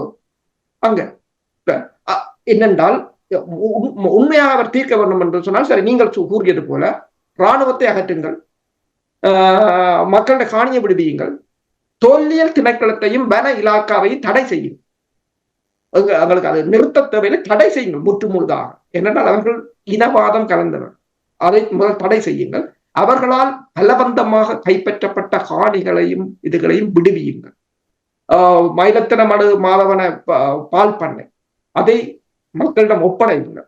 அடுத்ததாக மீனவர் பிரச்சனையை நீங்கள் தீருங்கள். அப்ப இவ்வளவத்தையும் செய்து நீங்கள் அதாவது சிங்கள இனத்தை எவ்வளவுக்கு அதை பொருளாதார ரீதியாகவும் சமூக ரீதியாகவும் மேம்பட, அல்லது அங்கு ஒரு மனித உரிமைகளை அந்த மக்களுக்கு உரிமைகளை கொடுக்குறீங்களா, அந்த உரிமைகளை முதல் கொடுத்து பாருங்கள். அதன் பிறகு நாங்கள் ஏதாவது ஒன்றை யோசிக்கலாம். அதற்கு முதல் சந்தர்ப்பம் கொடுக்கலாம், பார்க்கலாம் என்ற பேச்சுக்கு இடம் இல்லை. நாங்கள் கொடுக்க மாட்டோம், நீ செய்யும். ஏனென்றால் பிழை செய்தவர்கள் நாங்கள் அல்ல, நீங்கள்லாம் தொடர்ந்து இன அழிப்பையும் நில ஆக்கிரமிப்பையும் மொழி புறக்கணிப்பையும், ஏன் எத்தனை நீங்கள் தென்னிலங்கையில் இருந்து வடக்கு வரையிலும் நீங்கள் போய் ஒரு பேர் பலகையில் ஒழுங்கான தமிழை வாசித்து பாருங்கள் பார்க்கும். ஏன் உங்களிடம் தமிழாக்கள் இல்லையா? வேணும் என்று செய்கிறார்கள், எல்லாவற்றையும் வேணும் என்றுதான் செய்கிறார்கள். அதை தட்டி கேட்கறதுக்கு எங்களோட தமிழ் அரசியல்வாதிகளிடம் திறனி இல்லை. அதை சுட்டி காட்டி அல்ல அதுக்கு நீங்கள் சேரடித்து போட்டு போகிற துணிச்சல் கூட உங்களிடம் இல்லை. ஆனால் சிங்களவனுக்கு எப்படி வாக்கு போட வேண்டும் என்று 1, 2, 3 குத்தி காட்ட எங்கள்கிட்ட ஆக்கள் இருக்கிறார்கள். ஆனால் ஒரு தமிழில் பிழை இருக்கின்றதை சுட்டி காட்டி அதை திருத்த சொல்றதுக்கு யாரும் இல்லை. இந்த நிலை, இப்ப நேரு கூறியது போல இந்த நிலைதான் மாற்றப்பட வேண்டும். இப்ப அடிப்படை திட்டமிடல் என்று சொன்னேன், அவர் கூறினாருமே, அது நல்ல கருத்து. என்னென்றால் ஒரு திட்டத்துடன் போற முட்டாள் ஜெயிப்பான், திட்டம் இல்லாமல் போற புத்திசாலி கூட தோப்பான். அதுதான் உண்மை. அதே போல நீங்கள் அடிப்படை திட்டம் ஒன்று இருக்குமாக இருந்தால் இன்னும் நாங்கள் இதை செம்மைப்படுத்தலாம். இப்போது எங்களுக்கு கிடைக்கின்ற இந்த ஒரு சந்தர்ப்பம் வந்து ஒரு பூஸ்டாக இருக்கும், ஒரு புத்துணர்ச்சி. இதை அணைந்து போக விடாமல், ஏனென்றால் அவர் கூறியது போல இதை அழிப்பதற்கு பெருமளவான முயற்சிகள் நடக்கும். அது தாயகத்தில் நடக்கும், புலத்தில் நடக்கும். என்றால் எதிரி வந்து நிதி வளத்திலும் மூளை பலத்திலும் ஆட்பலத்திலும் மிகவும் சொபிஸ்டிகேட்டட் என்று சொல்லலாம். அப்ப அவர் அதை எதிர்த்து போராடுறது சிலகுவான விடயம் இல்லை. அதை நாங்கள் திறம்பட திட்டமிட்டு அதை எதிர்கொண்டு முறியடித்தோமாக இருந்தால்தான் நாங்கள் ஏனென்றால் நாடாளுமன்ற தேர்தல் வரப்போகின்றது. அதில் இப்போது 4-5 உடைஞ்ச தமிழ், அதில் கிட்டத்தட்ட 150 உடைஞ்சாலும் நீங்கள் ஆச்சரியப்படுவதற்கு இல்லை. அதை எவ்வாறு எதிர்கொள்ளலாம் என்றதற்கான தரமான ஒரு திட்டமிடலை நாங்கள் இப்போதே வகுக்க வேண்டும். சிறப்பு, நன்றி அரசவர்களே. நேரு குரோட்னம் அவர்களே, உங்களிடம் வருகின்றேன். போரின் வலி தெரிந்தவர் அவர்களுடைய கட்சி அனுரகுமார திசாநாயக்கா என்று சொல்லுகிறார்கள். தமிழ் இனம் போரினால் அந்த வலியை இன்னும் தாங்கிக் கொண்டிருக்கின்றது. இனம் விடுதலை பெற வேண்டும் என்று இருக்கின்ற அந்த இனத்துக்கு அந்த வலியை அவர் புரிந்தவர். எனவே அவருக்கு ஒரு சந்தர்ப்பத்தை கொடுத்து பாருங்கள், அவர் எவ்வாறு செயல்படுகிறார் என்று வைத்து அதிலிருந்து நீங்கள் முடிவை எடுக்கலாம் என்று கூறுகிறார்கள். சந்தர்ப்பத்தை கொடுக்கலாமா தமிழ் தரப்பினர்? ஏன் சந்தர்ப்பத்தை கொடுக்கலாம் என்று யோசிக்கிறேன்? எங்களுக்கான தனித்துவமான சிந்தனை இல்லாதனுடைய ஒரு குறைபாடு தான் இது. என்றால் இப்பொழுது ஒரு கடவுளை கும்பிடுவார் ஒரு மனிதன், அவர் தனக்கு விரும்பியதை செய்யவில்லை என்று சொன்னால் கடவுளை மாற்றிடுவார். என்னால் மற்றவர் தருவார் என்று தேடுவார். இப்போ தமிழர்களும் என்ன பிரச்சனைன்னு சொன்னால் மேய்ப்பன்களை தேடுகிறார்கள். தமிழருக்குள் மேய்ப்பன் கிடைக்கவில்லை என்ன செய்கிறார்கள்? மேய்ப்பனேன் ஒரு சிங்களவனா இருந்தால் என்னென்று யோசிக்கிறார்கள். அப்ப உன்னுடைய குறைபாட்டை நீ தீர்க்காமல் ஏனையவர்கள் ஒரு குறைபாட்டை தீர்ப்பார் என்று தெரிவதனுடைய ஒரு குறைபாடு தான் இது. இந்த குறைபாட்டை புரிந்து கொண்டால் தான் நாங்கள் அதுக்கான இதை வழங்கலாம். இப்பொழுது என்ன செய்கிறார்கள், தமிழ் அரசியல் தலைவரிடம் ஒருவரை நம்புகிறார்கள், அவர் உடனே மற்றவரிடம் போகிறார்கள். இது எங்களுக்குள்ளே நடந்துட்டது. இவர் சரி வரார் என்று இப்பொழுது ஒரு வைத்தியர் வந்தார், இவர் தான் எங்களுடைய மீட்பு தெரிந்த ஒரு கும்பலை உடனடியாக பார்த்தேன். என்ன சொன்னால் அப்படி அலைந்து திரிகிறார்கள் தமிழர்கள். யாரடா எங்களுக்கு இந்த நம்பிக்கையை தரப்போகிறார்கள். அப்ப அந்த நம்பிக்கையை கட்டி எழுப்புவதுதான் இப்பொழுது இருக்கக்கூடிய முதன்மையான வெற்றியாக இருக்கிறது. அதை வந்துவிட்டால் இப்பொழுது பாருங்கள், அனுராவுக்கு என்ன பிரச்சனை இருக்கிறது. இப்பொழுது முதலில் அவர் நாளைக்கு பதவியேற்று உடன் இதே பாராளுமன்றத்தில் இருக்க முடியாது. இப்ப ரணிலும் சஜித்தும் இதே வெற்றி பெற்றிருந்தால் அவர்கள் இந்த பாராளுமன்றத்தை உடன் கலைக்க வேண்டிய அவசியம் இல்லை. ஏன், அவர்களுக்கு அமைச்சரவைக்கு ஆட்கள் இருக்கிறார்கள் பாராளுமன்றத்தில், இவரிடம் கிடையாது. இவரை தவிர 2 பேர் இருக்கிறார்கள். வைத்துக்கொண்டு என்ன செய்ய முடியும்? ஆகவே பாராளுமன்றத்தை கலைத்து தான் ஆக வேண்டும். கலைத்து விட்டு அதே அவர் சொன்னார், நான் உடனே கலைத்து விடுவேன், ஏன்னா கலைத்து தான் ஆக வேண்டும். கலைத்து விட்டு அவர் ஒரு காபந்தை இதை கடந்து உருவாக்கலாம். உருவாக்கி விட்டு பாராளுமன்ற தேர்தலுக்கு செல்ல வேண்டும். இதில் பெற்ற வாக்குகளை இப்பொழுது பார்த்தீங்கன்னு சொன்னால், வளமையாக ஒரு ஜனாதிபதி தேர்தலில் பெற்ற கோத்தா 52% பெற்றார். ஆனால் பாராளுமன்ற தேர்தல் வருகின்ற பொழுது அவர்களுக்கான வாக்கு வங்கி 59% கூடியது. எப்பொழுதும் பாராளுமன்ற தேர்தலில் இதில் வெற்றி பெற்றவர் அந்த வாக்கு வங்கியை அதிகரிப்பதில்லை, அதே வாக்கு வங்கி இருக்கும். ஆனால் தோற்றவர்களுக்கு விடுகின்ற வாக்கு குறைந்துவிடும். ஏன்னு சொன்னால் எப்பொழுதும் ஜனாதிபதி தேர்தலும் பார்க்க பாராளுமன்ற தேர்தலுடைய வாக்களிப்பு வீதம் குறைவதுதான் வளமை.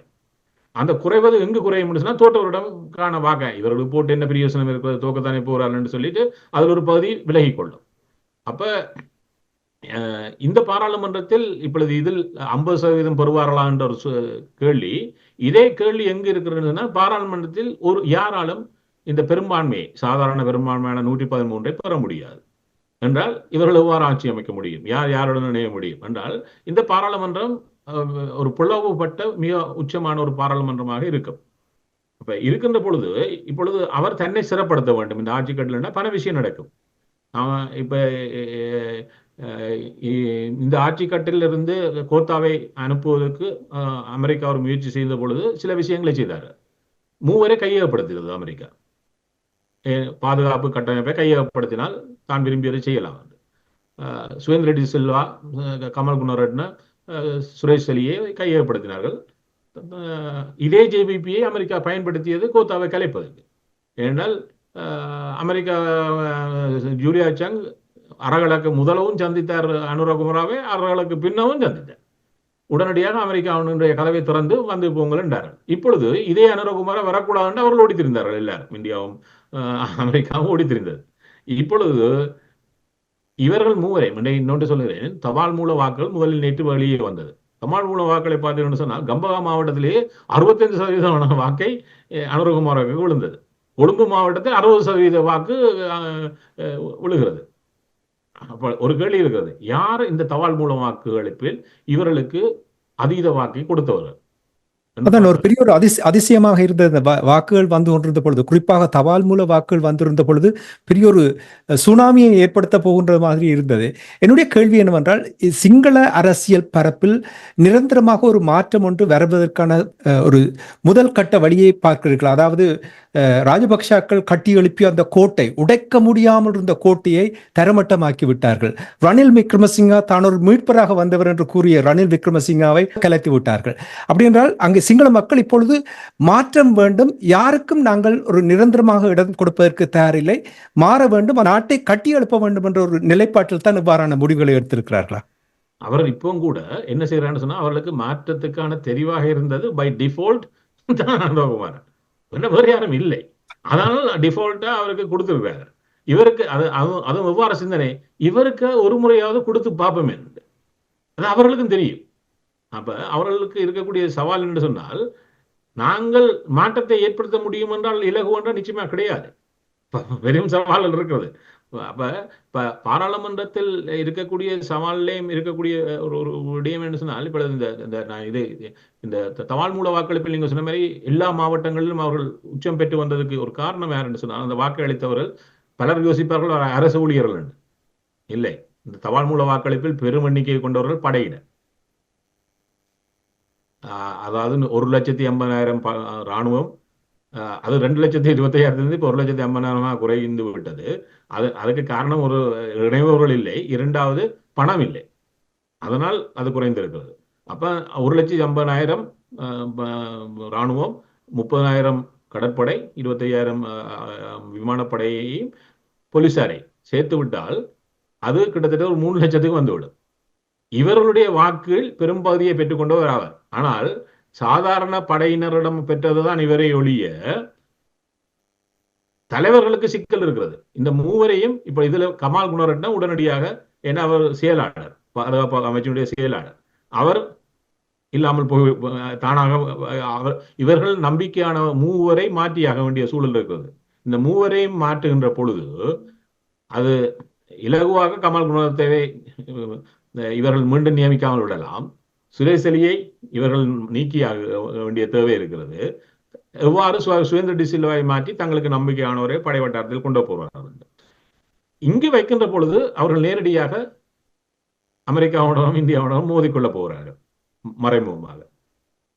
அவ்வாறு மறைமுகமாக மோதுகிறார்கள் என்று சொன்னால் இப்ப இதெல்லாம் எங்களுக்கான ஒரு வாய்ப்புகள், எங்களுக்கு கிடைக்கக்கூடிய வாய்ப்புகள். இந்த வாய்ப்புகளை நாங்கள் எவ்வாறு எங்களுக்கு சாதகமாக என்னால் இந்த முருகல் நிலை இவளுக்கு இப்ப ஏற்கனவே இந்த முருகல் நிலை அதிகரித்து விட்டது. இந்தியாவுக்கும் தங்களை தோற்கடிப்பதற்கு அவர்கள் இறுதியாக எப்படி தமிழ் மக்கள் தங்களுக்கு சார்பாக எப்படி பயன்படுத்துவது? இப்ப உங்களுக்கு தெரியும், தமிழ் பொது வேட்பாளர் நிறுத்திய பொழுது இந்த பிளவுகளை இலகுவாக நாங்கள் பார்த்தோம். இப்ப இப்படியான ஒரு சூழல் வந்திருக்கின்றது, எப்படி சாதகமாக ஒரு நேர்மறையாக இது மக்களுடைய செயற்பாடு அல்ல.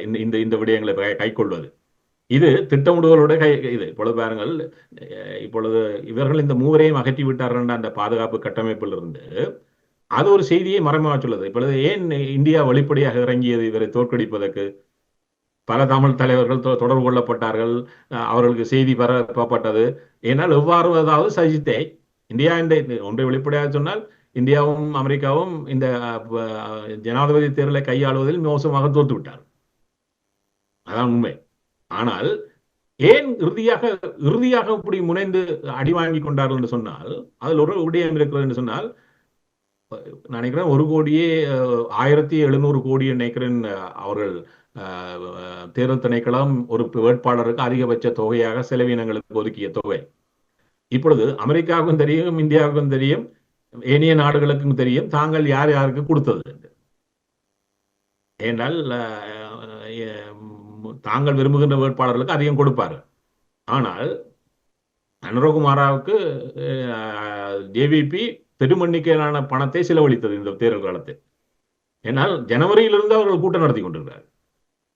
அப்போ ஒவ்வொரு கூட்டமும் வறுமையாக நடத்த முடியாது, நிறைய காசு பணத்தை செலவழிக்கிறார்கள். இப்பொழுது ஒரு கேள்வி இருக்கிறது, இப்ப நான் இதில் ஒரு பங்காளியாக, சர்வதேச பங்காளியாக இருக்கிறேன் என்று சொன்னால் நான் இவர்களுக்கு காசு கொடுக்கவில்லை, இவர்களும் என்னிடம் காசு வாங்கவில்லை, ஆனால் செலவழிக்கிறார்கள். எங்கிருந்த காசு வரும் என்று தெரியும் தானே. அப்ப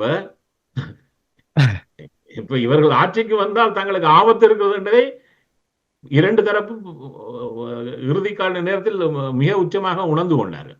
உணர்ந்து கொண்டவர்கள் என்ன செய்வார்கள்? இப்ப பெங்களில் ஒருவர் சிலர் பேச கேட்டேன், இவர்களுக்கும் எதிராக ஒரு அறகலை நடக்கும் என்று. அறகலை செய்தவர்கள் இவர்கள் ஏனென்றால் அறகலைகிட்ட ஏன் இவர்கள்ட்ட போக வேண்டி வந்தது அமெரிக்காவுக்கு?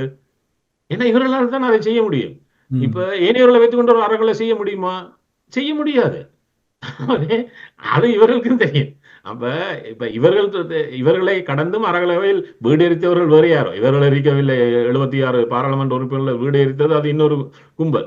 அப்ப இதில் என்ன விஷயம்னா, ஆர் செய்வான் என்று ஒன்று இருக்கிறது, செய்ய முடியாதவனிடம் போக முடியாது. அவை இப்ப இவையெல்லாம் என்ன நடக்குன்னு சொன்னா இந்த முருகல் நிலையை கூட்டும். ஏன் சீனா சந்தோஷமாக இருந்து சில விடயங்களை இதில் செய்திருக்கிறது.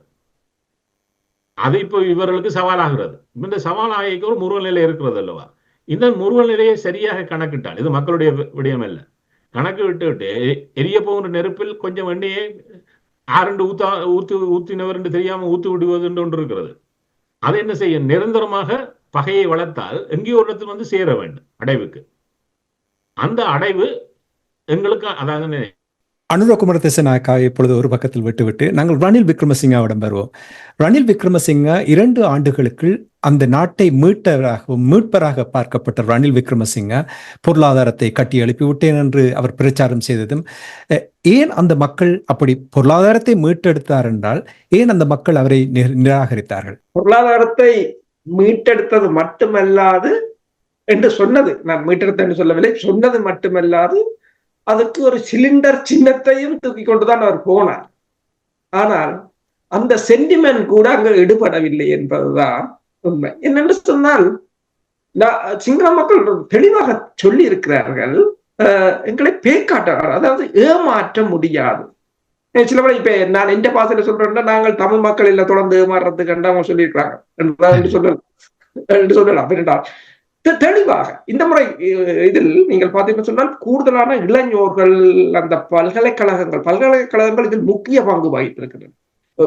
ஒவ்வொரு தடவைகளும் நீங்கள் ஏவிபி புரட்சிகளை பார்த்தீர்கள் சொன்னால் பல்கலைக்கழகங்கள்லாம் அதில் கூடுதலாக ஈடுபடுவது. பல்கலைக்கழகங்கள் அந்த என்ன பல்கலைக்கழகம் என்றால் அந்த கிராமத்தில் அந்த நகரத்தில் உள்ள பெற்றோர்களின் பிள்ளைகள். அப்ப அந்த பிள்ளைகள் ஒரு மாற்றத்தை கொண்டு வரும்போது பெற்றோர்கள் மாறுவார்கள், பெற்றோர்களை சுற்றியுள்ள சுற்றம் உறவினர்கள் எல்லோரும் மாறுவார்கள். அவ்வாறான ஒரு நிலை. இப்ப ரணில் விக்ரமசிங்க நீங்கள் கூறிய போது பொருளாதாரத்தை மீட்டு அடுத்தாலும் இந்த IMF நிபந்தனைகள், கடன்கள் என்று சொல்லி பல தடவைகள் இது விவாதிக்கப்பட்டது. இந்த பொருளாதார மீழ்ச்சி என்பது ஒரு மாயை என்றுதான் சொல்லப்பட்டது. என்னன்னு சொன்னால் வட்டி விகிதம் கூடுகின்றது. அதாவது இப்ப இனி கிணத்துல தண்ணிக்கும் வரி வரலாம் என்ற ஒரு நிலை வந்தது. இப்ப ஒரு செயற்கையாகவே பொருளாதார வீழ்ச்சி கொண்டு வரப்பட்டு செயற்கையாகவே அது நீக்கப்பட்டது என்பது மெல்ல மெல்ல சிங்கள இனம் அதை உணர்ந்து கொண்டிருந்தது. எனவேதான் நீங்கள் பாருங்கள், தபால் மூல வாக்களிப்புக்கு முன்னர் அரச ஊழியர்களுக்கு ரணில் விக்ரமசிங்க சம்பள அதிகரிப்பை கூட்டியிருந்தார் தபால் மூலமா. ஆனா அதுவும் ஒர்க் பண்ணவில்லை. அப்ப ஏனென்றால் அவர்களுக்கு தெரியும் இன்னொரு தடவை நாங்கள் ஏமாறக்கூடாது. ஏனென்றால் அடுத்து ரணில் விக்ரமசிங்க வந்தும் அவர் அந்த எந்த ஊழல்வாதிகளுக்கு எதிராக அறகலியாவை நடத்தி அவர்களின் வீடுகளை எரித்து அவர்கள் இந்த நாட்டை கொள்ளையடித்ததாக மக்கள் கருதினார்களோ அவர்களுக்கு இவர் பாதுகாப்பாக இருந்தது. ஒரு பாதுகாப்பு அரணாக இருந்தாரே தவிர யாரும் தண்டிக்கப்படவில்லை. யாரும் எவரும் அங்கு தண்டிக்கப்படவும் இல்லை. அத்தனை பேரும் பாதுகாக்கப்பட்டனர். இப்ப உதாரணமா பாருங்கள், பங்களாதேஷில் இடம்பெற்ற மாணவர் புரட்சி அடுத்து பிரதமர் ஹசீனா நாட்டை விட்டு தப்பி ஓடினார். இப்போது அவர் மீது 47 வழக்குகள் போடப்பட்டிருக்கிறது, படுகொலைகள், ஊழல்கள் என்று. அவரை திருப்பி அனுப்பும்படி இந்தியாவை கேட்கிறது. இந்தியா தான் பாதுகாப்பு வைத்திருக்கிறது. ஆனா இதே போல கோத்தபாயா தப்பி ஓடினார். ஆனால் ராஜ மரியாதையுடன் ரணில் கூட்டிக் கொண்டு வந்தார். வந்து அங்க வைத்திருக்கிறார் 120 கொமாண்டோக்கள் பாதுகாப்பில். இதெல்லாம் சேர்ந்துதான் அங்கு ஒரு மிகப்பெரிய ஒரு, அதாவது ரணில் விக்ரமசிங்க பொருளாதாரத்தை மீட்டேன் அதை மீட்டேன் என்று சொன்னாலும் பல நிலைமை வேறுபட்டது. ஊடகங்களோ அல்லது இது ஒரு நிலைமை. கிராமத்தில இருந்து நீங்கள் பார்த்த ஏவிபியை பொறுத்தவரை வெற்றிக்கு காரணம் என்ன, கிராமத்தில இருந்து அதாவது வளர்த்தெடுத்ததுதான். கிராம மட்டத்தில இருந்து அங்கிருந்து வருகின்ற மாற்றம் என்பது இவ்வாறான இந்த பத்திரிகை செய்திகள், இந்த சமூக வலைத்தளங்களை கடந்து அது ஒரு வேறு உலகம். அதை தமிழ் மக்களுக்கு நன்றாக புரிய. நாங்கள் பேஸ்புக்ல எழுதுறதாலேயோ வாட்ஸ்அப்ல என்றதாலேயோ நீங்கள் மாற்றிவிட முடியாது. நீங்கள் அங்கு கிராமத்தில இருந்து செய்திருந்தீங்கள் என்று சொன்னால் இன்றைக்கு தமிழ் பொது வேட்பாளரை பொறுத்தவரை இலகுவாக 10 லட்சத்துக்கு மேலே எட்டியிருக்கலாம். ஒரு சிங்களவர்கள் 100, 110, 120. இப்ப அரியநேந்திரவர்கள் அம்பாந்தோட்டையில 100 வாக்கு பெற்றது என்றால் இந்த கோட்டைக்கு 100 பேர் இருந்திருக்க என்றால் அப்படித்தான் இவர்கள் பெற்றிருக்கலாமே தவிர பெற்றிருக்க முடியாது. நன்றி அரசுகளை. நாங்கள் இன்னும் 2 விடயங்களை சுருக்கமாக பார்க்க வேண்டும். நேரு குணரட்னம் அவர்களை உங்களிடம் வருகின்றேன். ரணில் விக்ரமசிங்க தொடர்பாக நாங்கள் இப்பொழுது பார்க்கும் பொழுது வரலாற்றில் ஒரு தோற்ற ஒரு அரசியல்வாதியாக பார்க்கப்படுவார் என்று நீங்கள் கருதுகிறீர்களா? ஏனென்றால் உங்களுக்கு தெரியுமா, நிறைய தடவைகள் நாடாளுமன்ற உறுப்பினர்களாக இருந்தாலும் கூட கடந்த பொது தேர்தலின் பொழுது அவருடைய கட்சி UNP ஐக்கிய தேசிய கட்சி ஒரு ஆசனமும் பெறவில்லை. தேசிய பட்டியலினூடாக அவர் 3 மாதத்துக்கு பின் அந்த பதவியை ஏற்றிருந்தார். கூறிய பிரித்து கொண்டு வந்து விழுந்தது அவருக்கு அரசு தலைவர் அந்த ஒரு குறுகிய காலத்து 2 ஆண்டுகளுக்கு பணியாற்றுவதற்கு. எத்தனையோ தடவைகள் முயற்சி செய்தார், அரசு தலைவராக வர வேண்டும், மக்களுடைய ஆணையோடு வர வேண்டும் என்று விரும்பினார். ஆனால் இதுவரையில் மக்கள் ஆணை கொடுக்கவில்லை. இனி அவர் இதிலிருந்து வருவதாக, இனி அரசியல் ஈடுபடுவார் என்பது ஒரு கேள்விக்குறியாக இருக்கின்றது. வரலாற்றில் ஒரு தோற்ற ஒரு அரசியல்வாதியாக பார்க்கப்படுவாரா ரணில் விக்ரமசிங்க? அதுதான் இதுவரை எது நிறுவப்பட்டதோ அதை அவர் மீண்டும் நிரூபித்து விட்டு செல்லுகிறார். என்ன சொன்னால், இப்பொழுது ஒன்றை பாருங்கள், இப்ப அவரிடம் இணைந்து கொண்டவர்கள், இது ஒரு பிம்பம் உருவாக்கப்பட்டனால் இதை அவர் எவ்வளவுதான் சாணக்கியன் என்ற அரசியலை தன்னை காட்டிக் கொண்டாலும் அவர் மிகவும் விதத்தில் தோற்றவர். இதிலும் கூட ஒன்றை செய்தார் என்று சொன்னால், ஒரு 100 பாராளுமன்ற உறுப்பினரை தன்னுடைய கட்சியில் சேர்த்து தன்னுடைய கீழே காட்டிவிட்டால் தான் வென்று விடலாம் என்று பார்த்தார்.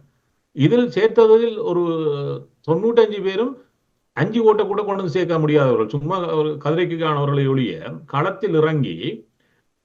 இப்பொழுது இந்த அரசியல் என்பது களத்தில் இறங்கி மக்களிடம் சென்று பேசி மக்களை வாக்களிப்புக்கு அழைத்து வருவது. இதுக்கு அவர்களுக்கு உதவியது, ஜேவிபிக்கு உதவியது பல்கலைக்கழகங்கள் இருக்கக்கூடிய மாணவர்கள் ஆயிரக்கணக்கில் கிராமம் ரீதியாக அவர்கள் அனுப்பினார்கள். அவர்கள் அழைத்து வந்து இந்த வாக்கை போட வைத்தார்கள். அதனால் தான் அவர்கள் இவ்வளவு பெரிய ஒரு மாற்றத்தை காட்ட முடிந்தது. இதை ரணிலால் முடியாது என்றது ஆரம்பத்திலே தெரியும். ஏன்னா ரணில் வந்து பிம்பம் காட்டு கொண்டிருக்கிற ஒழிய களப்பணி செய்வதற்கு அவரிடம் ஆள் இல்லை, அதுக்கான ஒரு ஸ்ட்ரக்சரே கிடையாது. இப்பொழுது தமிழர்களிடமும் இந்த மாற்றத்துக்கு நாங்கள் கற்றுக்கொள்ள வேண்டிய ஒரு பாடம் இருக்கிறது சொன்னால், களப்பணி, ஒரு தேர்தலை வெல்வது என்பது களப்பணியில் தான் அங்கே இருக்கிறது. யாரும் சொன்ன மாதிரி இலங்கையில் 80% மக்கள் கிராமம் சார்ந்தவர்கள், நகரத்தில் வாழ்ந்தவர்கள். நகரத்தில் இருப்பவர்கள் தான் சிலிண்டர் தேவை. இவர் வந்து இப்ப ரணில் விக்ரமசிங்கோட இதுல பாத்தீங்கன்னா ஒரு தோல்வியில ஒரு கற்றுக்கொள்ள வேண்டிய பாடம் இருக்குன்னு சொன்னால், IMF என்று பேசிக் கொண்டிருக்கிறார் முதல் வாரம் 2 வாரங்களாக. IMF என்றால் 80% மக்களுக்கு இவர் என்ன பேசுறான்னு புரியாது. அவர்களுக்கு தெரிந்தது ஒன்றுதான், எனக்கு அடுத்த நேரம் சாப்பாடு கிடைக்குமா கிடைக்காதான். ஏன்னு சொன்னால் ஒரு 4 பேரை கொண்ட குடும்பத்துக்கு 20,000 ரூபாயில் ஒரு மாத செலவை கையாண்ட மக்கள் திடீரென 80,000 ரூபாய்களுக்கு கொண்டு சென்று விடப்பட்டார்கள். இப்ப 80,000 ரூபாய்க்கு அவர்களுக்கு எந்த வருவாயும் கிடையாது. அப்ப அதனால் என்ன செய்ய முடியும்? சாப்பாட்டை 3ஐ 2 ஆக்க முடியும், 2ஐ 1 ஆக்க முடியும். அப்ப அவர்களுக்கு முதல் அன்றாட பிரச்சனை, எங்களுடைய அடுப்பு எரிவதற்கு வழி என்ன? உங்களுடைய அடுப்பை எரிவதற்கு என்ன வழி என்று சொல்ல வேண்டியவர் IMF சிலிண்டர் வரும் என்று சொல்லி அது சாதாரண மக்களுக்கு ஒன்றும் புரியவில்லை. அவர் அதை புரிந்து கொள்வதற்கே 2 வாரம் எடுத்தார். அதற்கு பின்னர் IMF விட்டுட்டு இறங்கி வந்து கதை சொல்ல வெளிக்கிட்டார், நான் இது தருவேன் அது தருவேன் என்று. அந்த அவர் மக்களுக்கு என்ன சொல்ல வேண்டுமோ அதை சொல்லவில்லை, அதே புரியாமல் இருந்தார். அந்த ஒரு மாற்றத்தை நோக்கி மாற்றம் என்பது மக்களிடம் என்னப்பட்டது?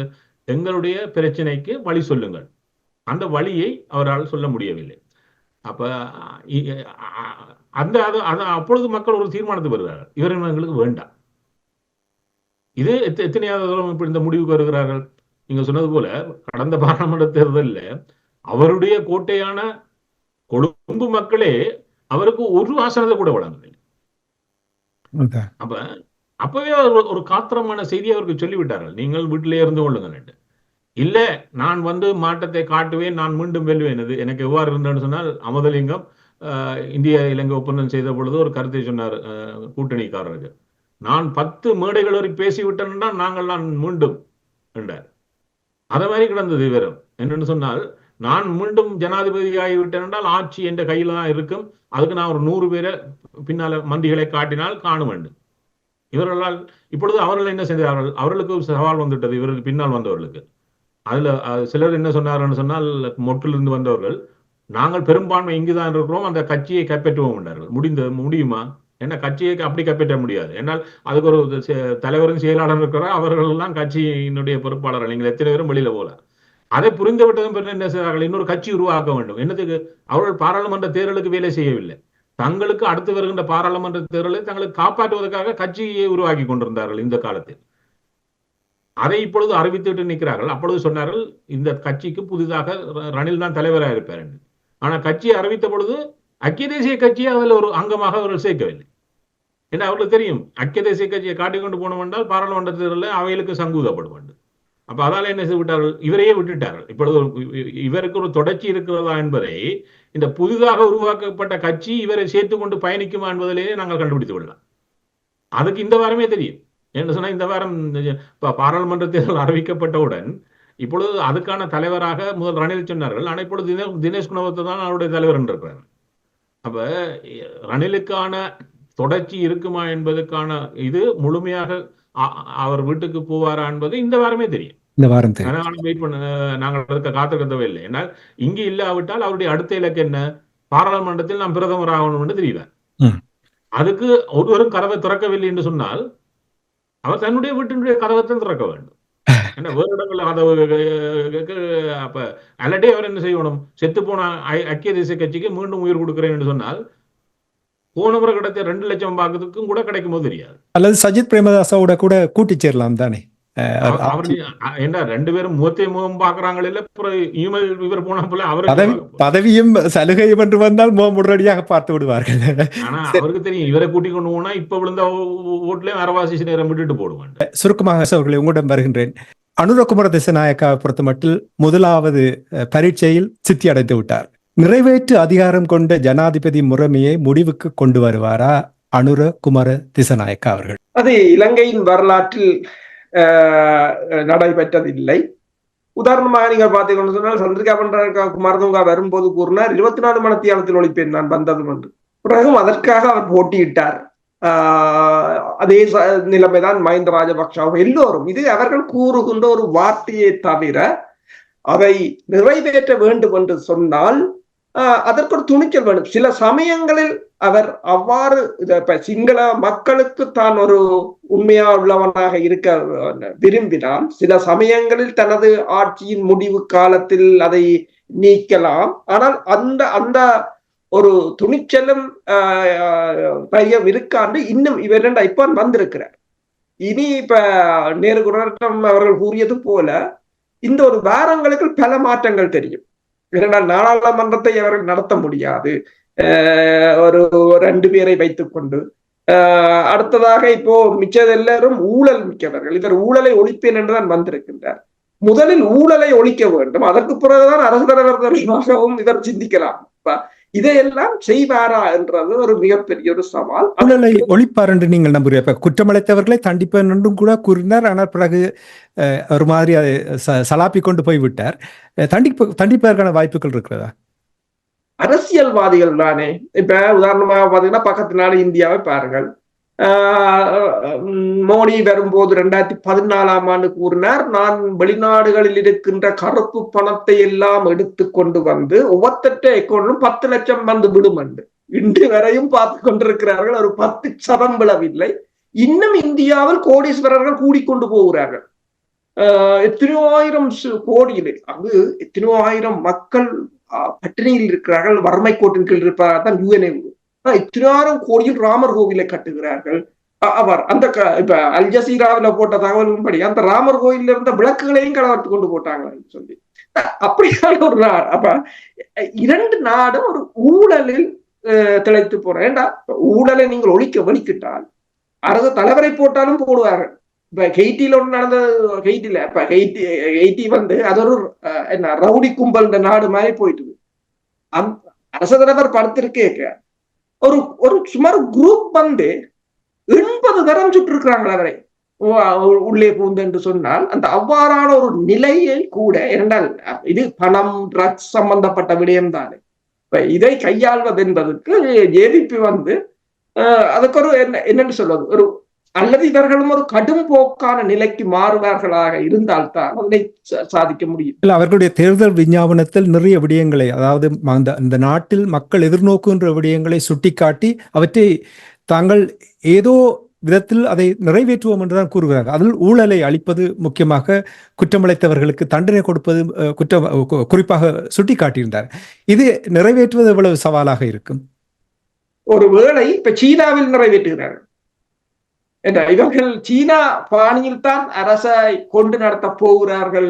இனி வரும் காலங்களில் கம்யூனிஸ்ட் கட்சியே அது மத்திய குழு அதுதான் தலைவரை பிரதமரையோ தலைவரையோ தெரிவு செய்யும் என்ற நிலைக்கு மாற்றினார்கள் என்றால் ஒரு சமயம் அது சாத்தியமாகலாம். ஏனென்றால் சீனாவில் உங்களுக்கு தெரியும், ஊழல் செய்தவர்களுக்கான தண்டனைகளும் அதிகம், அது மிக மிக கடினமான ஒரு இப்ப உண்மையில் இப்போதைய அரச அதாவது இலங்கையும் மாலதீவு போல ஒரு மறைமுகமாக சீனாவின் பிடிக்கில் போனதாகத்தான் இவரின் வெற்றி பார்க்கப்படுகின்றது. அவர்களின் கொள்கைகளை பின்பற்றுவார்களாக இருந்தால் அது தென்னிலங்கை ஒரு மிகப்பெரிய ஒரு என்னென்று சொல்றது மிகப்பெரிய ஒரு பெயினுக்குள்ளால் போய்த்தான் அது சாத்தியமா. நன்றி அரசோகளே. நேருடன் உங்களிடம் வருகின்றேன். அனுரகுமார திசாநாயக்கா ஒரு ஃப்ரெஷ் ஏர் என்று சொல்லுகிறார்கள். இதுவரையில் இலங்கை தீவில் வரலாறு காணாத வகையில் ஒரு புதிய ஒரு தலைவராக பார்க்கிறார்கள் என்று கூறுகிறார்கள். போரின் பலி தெரிந்தவர் என்று கூறுகிறார்கள். நாங்கள் ஆரம்பத்தில் கூறியிருந்தோம், நல்லெண்ண சமிக்கைகளை வெளிப்படுத்தும் வகையில் சில விடயங்களை செய்தால் தமிழ் மக்கள் அது தொடர்பாக சிந்திப்பார்கள் என்று கூறுகின்ற நேரத்தில் பயங்கரவாத தடை சட்டம், தமிழ் மக்களுக்கு எதிராக கொண்டு வரப்பட்ட பயங்கரவாத தடை சட்டத்தை அனுரகுமார திசாநாயக்கா நீக்குவாரா? இதை அவர் உடனடியாக செய்யலாம். இதுக்கு அவருக்கு பாராளுமன்றத்தில் 3-2 பெரும்பான்மை தேவையில்லை. இப்ப நீங்க முதற்கட்டுகள் இருக்கிறது, அவர் நிறைவேற்று அதிகாரம் கொண்ட ஜனாதிபதியை நீக்குவார் என்றால் அது ஒரு அரசியல் யாப்பின் முழுமையான திருத்தத்தினூடாக வர வேண்டிய விஷயம். அதுக்கு 3-2 பெரும்பான்மையுடன் அப்ப இதுக்கு இதை நீக்குகின்ற பொழுது பாராளுமன்றத்தினுடைய பொறிமுறை எவ்வாறு இருக்கின்றது எல்லாம் நிறைய மாற்றங்கள் இருக்கிறது. அவை அது ஒரு பெரிய ஒரு அரசியல் ஆப்பினுடைய திருத்தத்தினுடைய வெளிப்பாடு. அது இவர் உடனடியாக நான் நிறைவேற்று அதிகாரம் கொண்ட ஜனாதிபதியை நீக்குவதற்காக செய்ய முடியாது. அது 3-2 பெரும்பான்மை பிறகு சர்வசன வாக்கெடுப்புக்கும் செல்ல வேண்டும். அது ஒரு பெரிய, ஆனால் பயங்கரவாத தடை சட்டத்துக்கு 3 அது ஜனாதிபதியை விரும்பினால் நீக்கிவிடலாம். அந்த அதிகாரம் இவரிடம் இருக்கிறது. ஆனால் அதை அவர் செய்வார் என்று நான் எதிர்பார்க்கவில்லை. அவர் என்ன சொல்வார்னா, இதை முழுமையாக நீக்க மாட்டார் சொன்னால் இதில் நாங்கள் வேணா மாற்றத்தை கொண்டு வரலாம் என்று பேசலாம். ஆனால் அது கூட இப்பொழுது இப்ப நான் ஒரு விஷயத்தை இலகுவா சொன்னால், இவர் பாராளுமன்றத்துக்கு 2000 தெரிவு செய்யப்பட்டதன் பின்னர் இவருடன் பாராளுமன்றத்தில் இருந்த 2 தமிழர் இதில் படுகொலை செய்யப்பட்டார்கள். ஜோசப் பரராஜசிங்கமும் ரவிராஜ். இதுக்கு சம்பந்தப்பட்டவர்களும் அரசியல் அரங்கில் தான் இப்பொழுது இருக்கிறார்கள். அவர்களை இதுக்கு முன்னர் ஆட்சியில் இருந்தவர்கள் விடுவித்தார்கள். இவர் முடிந்தால் அந்த வழக்குகளை மீண்டும் கொண்டு வந்து சம்பந்தப்பட்டவர்களை தண்டிப்பார். இப்ப இவர் தண்டிக்கிறவர்கள் இல்லை என்று விடந்து தமிழர் தரப்புக்கு ஒரு வேலை இருக்கிறது. என்ன சொன்னால், இவர்கள் இயங்குகிறார்கள் என்பதை நமது மக்களிடம் கொண்டு வந்து சேர்ப்பதற்கு எங்களுக்கும் செயற்பாடுகள் தேவை. இப்ப இதே ஒரு அரசியல் கட்சி முன்வைக்க தேவையில்லை. தமிழ் மக்கள் சார்ந்து ஒரு விடியதான பரப்பாக இதை முன்வைப்பதும், இதை நோக்கி இவர்களை செயற்பட்டே ஆக வேண்டும். இதெல்லாம் சிங்களவர்கள் பாதிக்கப்பட மாட்டார்கள். ஏன்னா இது சம்பந்தப்பட்டவர்கள் தமிழர்கள் இருக்கிறார்கள். அரசியல் வானில் இதை இப்பொழுது ஒன்றை வெளிப்படையாக பேசுவோம். வளமை போல யார் ஆட்சிக்கு வந்தாலும் போய் சேருகின்ற டக்ளஸை இவர் நிச்சயமாக சேர்க்க போவதில்லை. பிள்ளையானை இவர் சேர்க்க போவதில்லை. ஏன்னா இவர்கள் சேர்க்கிறதா முதலே சேர்த்திருக்கலாம். இவர் இந்த தேர்தலில் ஒன்றை செய்தார்கள் தெரியுமோ, நாங்கள் சுத்தமானவர்கள், நாங்கள் யாரையும் சேர்த்து வெல்ல வேண்டிய அவசியத்தில் நாங்கள் இல்லை என்பதை கடைசி வரையும் கை கொண்டார். இது எங்களுக்கு ஒரு வாய்ப்பு. ஆகவே இதில் மத்தியில் இருக்கக்கூடியவர்கள் சிலரை இவர் நடவடிக்கை எடுப்பதென்றால் அது ஏன் நடவடிக்கை எடுக்கிறாரா, இவர் செய்யவில்லை பாருங்கள், இதை கூட இவர் செய்கிறார் இல்லை என்பதை எங்களுக்கான மக்களுக்கான ஒரு செய்தியாக இலகுவாக கொண்டு சென்று சேர்க்கலாம். அதை நாங்கள் தூண்டிவிட வேண்டும். ஏன்னா என்னோட பேசிக்கொண்டுதான் உடனடியாக அவருடைய தொடர்பு நான் எழுத போறேன். நான் சொன்னேன், இதை அரசியல்வாதிகளிடம் விடாதீர்கள். ஏன்னா அரசியல்வாதிகள் இதை அரசியாக்கி விடுவார்கள். அது என்ன நடைபெறும், உண்மையான பிம்பத்தை மக்களுக்கு கொண்டு சேர்க்காது. இப்ப இந்த பொதுக்கட்டமைப்பு கூட கேட்கலாம், இதில் சம்பந்தப்பட்டவர்கள் மீது நடவடிக்கையை தீவிரப்படுத்த வேண்டாம். இது சம்பந்தப்பட்டவர்களுக்கு முழுமையான ஆதாரத்துடன் வழக்கு போட்டு ஜெயிலையும் வச்சிருந்தார்கள். பின்னர் வழக்கையை மூடிவிட்டு வெளியே விட்டு விட்டார்கள். அப்ப இவர் அதை செய்வதற்கு தயாராக இருக்கிறாரா? ஒரு சின்ன சின்ன விடயங்களூடாக இவர்கள் எதை செய்வார்கள் செய்ய மாட்டார்கள் என்பதை மக்களுக்கு கொண்டு சேர்க்கணும். அல்லது மக்கள் காத்து கொண்டிருந்தால் உங்களுக்கு நம்பிக்கையான விடயம் நடக்கும் என்று 5 வருடம் போய்விடும். என்ன சொன்னால், அதை போட்டு காட்டுவதனூடாகத்தான் மக்களுக்கு இவர்கள் சார்ந்த பிம்பத்தை வெளிப்படுத்த முடியும். ஆனா இலகுவானதை கொடுத்து விட்டோம் என்றால் பார்த்தீர்கள் நாங்கள் செய்து விட்டோம் என்று தப்பி விடுவார்கள். இல்லை, கடினமான வேலைகளை இவர்கள் செய்கிறார்கள். நீங்க சொன்னது போல பயங்கரவாத தடை சட்டத்தை என்னுடைய வீரியத்தை குறைக்க வேண்டும், அப்படி சில காத்திரமான விடயங்கள் செய்யக்கூடிய விடயங்களாக இவரிடம் முதன்மையாக மக்கள் சார்ந்து வைப்பதை, அதை அரசியலை கடந்து வெளிப்படுத்துவதை, அதில் இவர்கள் எவ்வாறான வழிபாட்டை காட்டுகிறார்கள் என்பதற்கான ஒரு பொறுப்பு கூறலுக்கான காத்திரமான முன்னெடுப்பு தமிழர் தரப்புகளிலிருந்து இவர்களை மையப்படுத்தி முன்னெடுக்கப்பட வேண்டியது கட்டாயம். அது ஒரு தேவை. ஏன்னா அவர் சிலவரை சொல்லிவிட்டார்கள், நாங்கள் இந்த போர்க்குற்றத்தில் சம்பந்தப்பட்டவர்கள் யாரையும் நாங்கள் தண்டிக்க விட மாட்டோம் என்று அவர் வெளிப்படையாக மேடையில் பேசிவிட்டார். அவர்கள் புதிதாக சொல்ல போவதில்லை. ஆனால் தங்களுடைய நிலப்பாடு என்னென்று சிலருக்கு சொல்லிவிட்டார். சொல்லாத விடயங்களில் இவர்களுக்கு சவால் கொடுக்கக்கூடிய விடயங்களை எவ்வாறு நாங்கள் முன்னெடுக்க போகிறோம். இதனூடாக தமிழர் சமூகத்துக்கு இவருடைய ஆட்சியில் கூட இந்த மாற்றம் என்பது தமிழர் சார்ந்து எவ்வாறு இருக்கும் என்பதை வெளிப்படுத்தக்கூடிய முன்னெடுப்புகளை செய்கின்ற பொறுப்பு எங்களிடம் இருக்கிறது. அதை சரியான திட்டமிடல் எடுத்தேன் கவுட்டம் என்று செய்யக்கூடாது. சரியான திட்டமிடல் எவ்வாறு இவர்களை அடையாளப்படுத்துவது தமிழ் மக்களிடம் என்றால், அந்த நம்பிக்கையை தமிழ் மக்கள் எவ்வளவு தூரம் வேகமாக இழக்கிறார்களோ அது தமிழர் தரப்பினுடைய திரட்சியை வலுவுடன் முன்னகர்த்துவதற்கான ஒரு பொறிமுறை. இந்த பொறிமுறையை செய்ய வேண்டிய பொறுப்பு என்னால் அல்லது எங்களிடம் கனவே இருக்கிறார்கள். பாருங்கள், மாற்றம் இவர்களுடன் வருகிறது என்று. ஏன்னா 24 வருஷமா பார்த்தவர்கள் இவர்கள், இன்னும் புதிதானவர்கள் அல்ல. ஆகவே அதை வெளிப்படுத்துகின்ற பொறுப்பு எங்களிடம்தான் இருக்கிறது. இந்த விடயத்தில் நான் சொல்லிக் கொள்ளலாம் என்றால் எனக்கு அந்த நம்பிக்கை இருக்கணும்னா நிச்சயமாக பெரிதாக கிடையாது. சரி, நாங்கள் எப்பொழுதுமே நிகழ்ச்சியை நிறைவு செய்யும் பொழுது ஒரு நேர்மறையாக நிகழ்ச்சியை நிறைவு செய்ய விரும்புவேன். ஆரம்பத்தில் நிகழ்ச்சியை ஆரம்பிக்கும் பொழுது நாங்கள் தமிழ் பொது வேட்பாளர் தொடர்பாக பேசியிருந்தோம். இருவரிடம் இந்த கேள்வியை தருகின்றேன். அரசு அவர்கள், உங்களிடம் முதல் கேட்கிறேன். பொது வேட்பாளரை நிறுத்தியது தமிழ் அரசியல் பரப்பில் ஒரு மாற்றத்தை கொண்டு வரும் என்று நீங்கள் கருதுகிறீர்களா? அது மட்டும் இல்லாமல் சிலர் பொது வேட்பாளர் அரியநேத்திரன் அவர்களை நிறுத்தியது பொழுது சிலர் வித்தியாசமான கருத்துக்களை கூறினார்கள். அவர்களுடைய மனங்களில் மாற்றம் வந்து ஒரு தாக்கத்தை ஏற்படுத்தும் என்று நீங்கள் கருதுகிறீர்கள்? நான் முன்னர் கூறியது போலதான் அந்த இலங்கையின் வரைபடத்தை போட்டு அதில் எங்களுக்குரிய ஒரு நிறமும் அங்கு இருக்கின்றதென்றதே ஒரு மிகப்பெரிய ஒரு மாற்றத்தை கொண்டு வந்திருக்கிறது. ஒரு சிறிய காலத்தில் எடுக்கப்பட்ட முடிவு மிகப்பெரிய நெருக்கடிகளுக்கு மத்தியிலும் அதை ஒரு சிறிய குழு, இப்ப நேருகுணர்ந்தவர்கள் கூறினார்கள், ஒரு கட்சிக்கு 1700 கோடி தேர்தலுக்கு ஒதுக்கப்பட்டது. அங்கு பொது வேட்பாளர்களுக்கு எத்தனை 1000 ரூபாய் நீங்கள் செலவழித்திருப்பீர்கள். அந்த மக்கள் அந்த உணர்வை வெளிப்படுத்தி இருக்கிறார்கள். நான் தமிழனுக்கு வாக்களிக்க வேண்டும் என்ற ஒரு உணர்வை அவர்களே தெளிவாக கூறினார். ஒரு வாரம் தான் அது உச்சம் பெற்றது. நீங்க அதை எவ்வாறு பார்க்கலாம் என்றால், போஸ்டல், அதாவது தபால் மூல வாக்களிப்பை பாருங்கள். அதில் பொது வேட்பாளர்கள் குறைவாகத்தான் இருக்கிறது. ஏனென்றால் அப்ப கூட அந்த பிரச்சாரம் வீரியம் அடையவில்லை. அதற்கு பிற்பாடுதான் வீரியம் அடைந்தது. அது வடிவாக தெரிகிறது. தபால் மூல வாக்களிப்புக்கும் நேரடியான வாக்களிப்புக்கும் உள்ள வித்தியாசத்தை வைத்து நீங்கள் கண்டுகொள்ளலாம். இப்ப கடுமையான ஒரு வெற்றியை தமிழ் மக்கள் அடைந்திருக்கிறார்கள். இது ஏவிபி 5 வருஷம் அடைந்த வெற்றியை விட மிக முக்கியமானது ஒன்று. நாங்கள் இதை குறைத்து மதிப்பிட முடியாது. ஆனால் இதை மல்லினப்படுத்தவும் இதை சிதைக்கவும் எதிரிகள் முற்படுவார்கள். அது முக்கியமான. ஆனால் மற்றவர்கள் இதை சிலவேளை அதில் ஒரு நம்பிக்கை இல்லாமல் அவர்கள் எதிர்த்திருக்கலாம். ஆனால் அவர்களும் எதிர்காலத்தில் இதனுடன் இணைந்து பயணிக்க வேண்டும். என்னென்னு சொன்னால், இப்ப பொது வேட்பாளர்ல பொது கட்டமைப்பில் இணைந்த பல அமைப்புகள பழைய பிரச்சனைகளை எல்லாம் எடுத்து விமர்சித்திருந்தார். ஒன்றை நாங்கள் சொல்ல வேண்டும், தேசிய தலைவரால் மன்னித்து ஒருவரின் குற்றங்களை எல்லாம் மன்னித்து அவரை ஏற்றுக்கொண்ட பிற்பாடு நீங்கள் அந்த மன்னிக்கப்பட்ட குற்றங்களை மீண்டும் ஆராய முடியாது. அது தேசிய தலைவரையே அவமதிப்பது. நீங்கள் மீண்டும் அதை கிளற முடியாது. புதிதாக ஏதும் செய்திருந்தால் வந்து சொல்லுங்கள். அது ஏற்கனவே கடந்து போன விடயம்.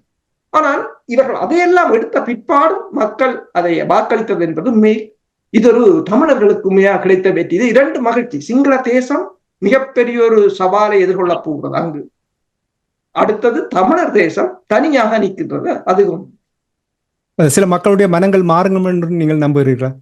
நிச்சயமாக மாறும். ஏனென்றால் என்னுடன் அதற்கு பிறகு கதைத்தவர்கள் கூட, இதில் கடும் நின்றவர்கள் கூட இப்போது ஓடி வந்து தாங்கள் அதை செய்யவில்லை என்று வருந்தினார்கள்.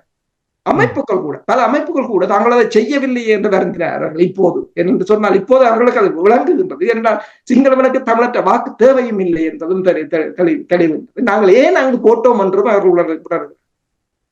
சிறப்பு. நேருகுணரட்னம் அவர்கள், நீங்கள் நிறைவாக. இல்லை, அதாவது வந்து பிச்சைக்கார வேட்பாளர் என்றால் தமிழ் பொது வேட்பாளர். மற்றவர்கள் பேருக்கு போய் கொடுத்துட்டு இருந்தார்கள் சிங்களவர்கள் பலர். ஆனா பிச்சைக்கார வேட்பாளராக களத்திருந்தது என்னால் இப்பொழுது ஒன்றை பார்க்கலாம். 5வது இடத்தில் தமிழ் பொது வேட்பாளர் வந்திருக்கிறார். அதாவது மொத்த வேட்பாளர்களே 5வது இடம் வந்திருக்கிறது. மறுபடியும் நாமலுக்கு இலங்கை முழுமையாக கிடைத்தது 3 லட்சம் தான். ஒரு சின்ன வட்டத்துக்குள்ளேயே தமிழ் பொது வேட்பாளருக்கான அது குறியீடு தான். அதனால தான் நான் அரியேந்திரன் பேரை பயன்படுத்தவில்லை. அது குறியீடு. நாளைக்கு அரிய இருந்தா என்ன செய்வார் என்பது முக்கியம் அல்ல, நேற்று என்ன செய்தார்ன்றது முக்கியம் இல்லை. அவர் ஒரு குறியீடு, சங்கு என்கின்ற குறியீட்டினர்களாக ஒரு தமிழ் கருத்தியல் முன்வைக்கப்பட்டது. அந்த கருத்தியலை வலுவுடன் முன்னெடுக்க முடியும், அதுக்கு மக்கள் தயாராக இருக்கிறார்கள் என்பது இந்த முடிவினுடைய வெளிப்பாடு.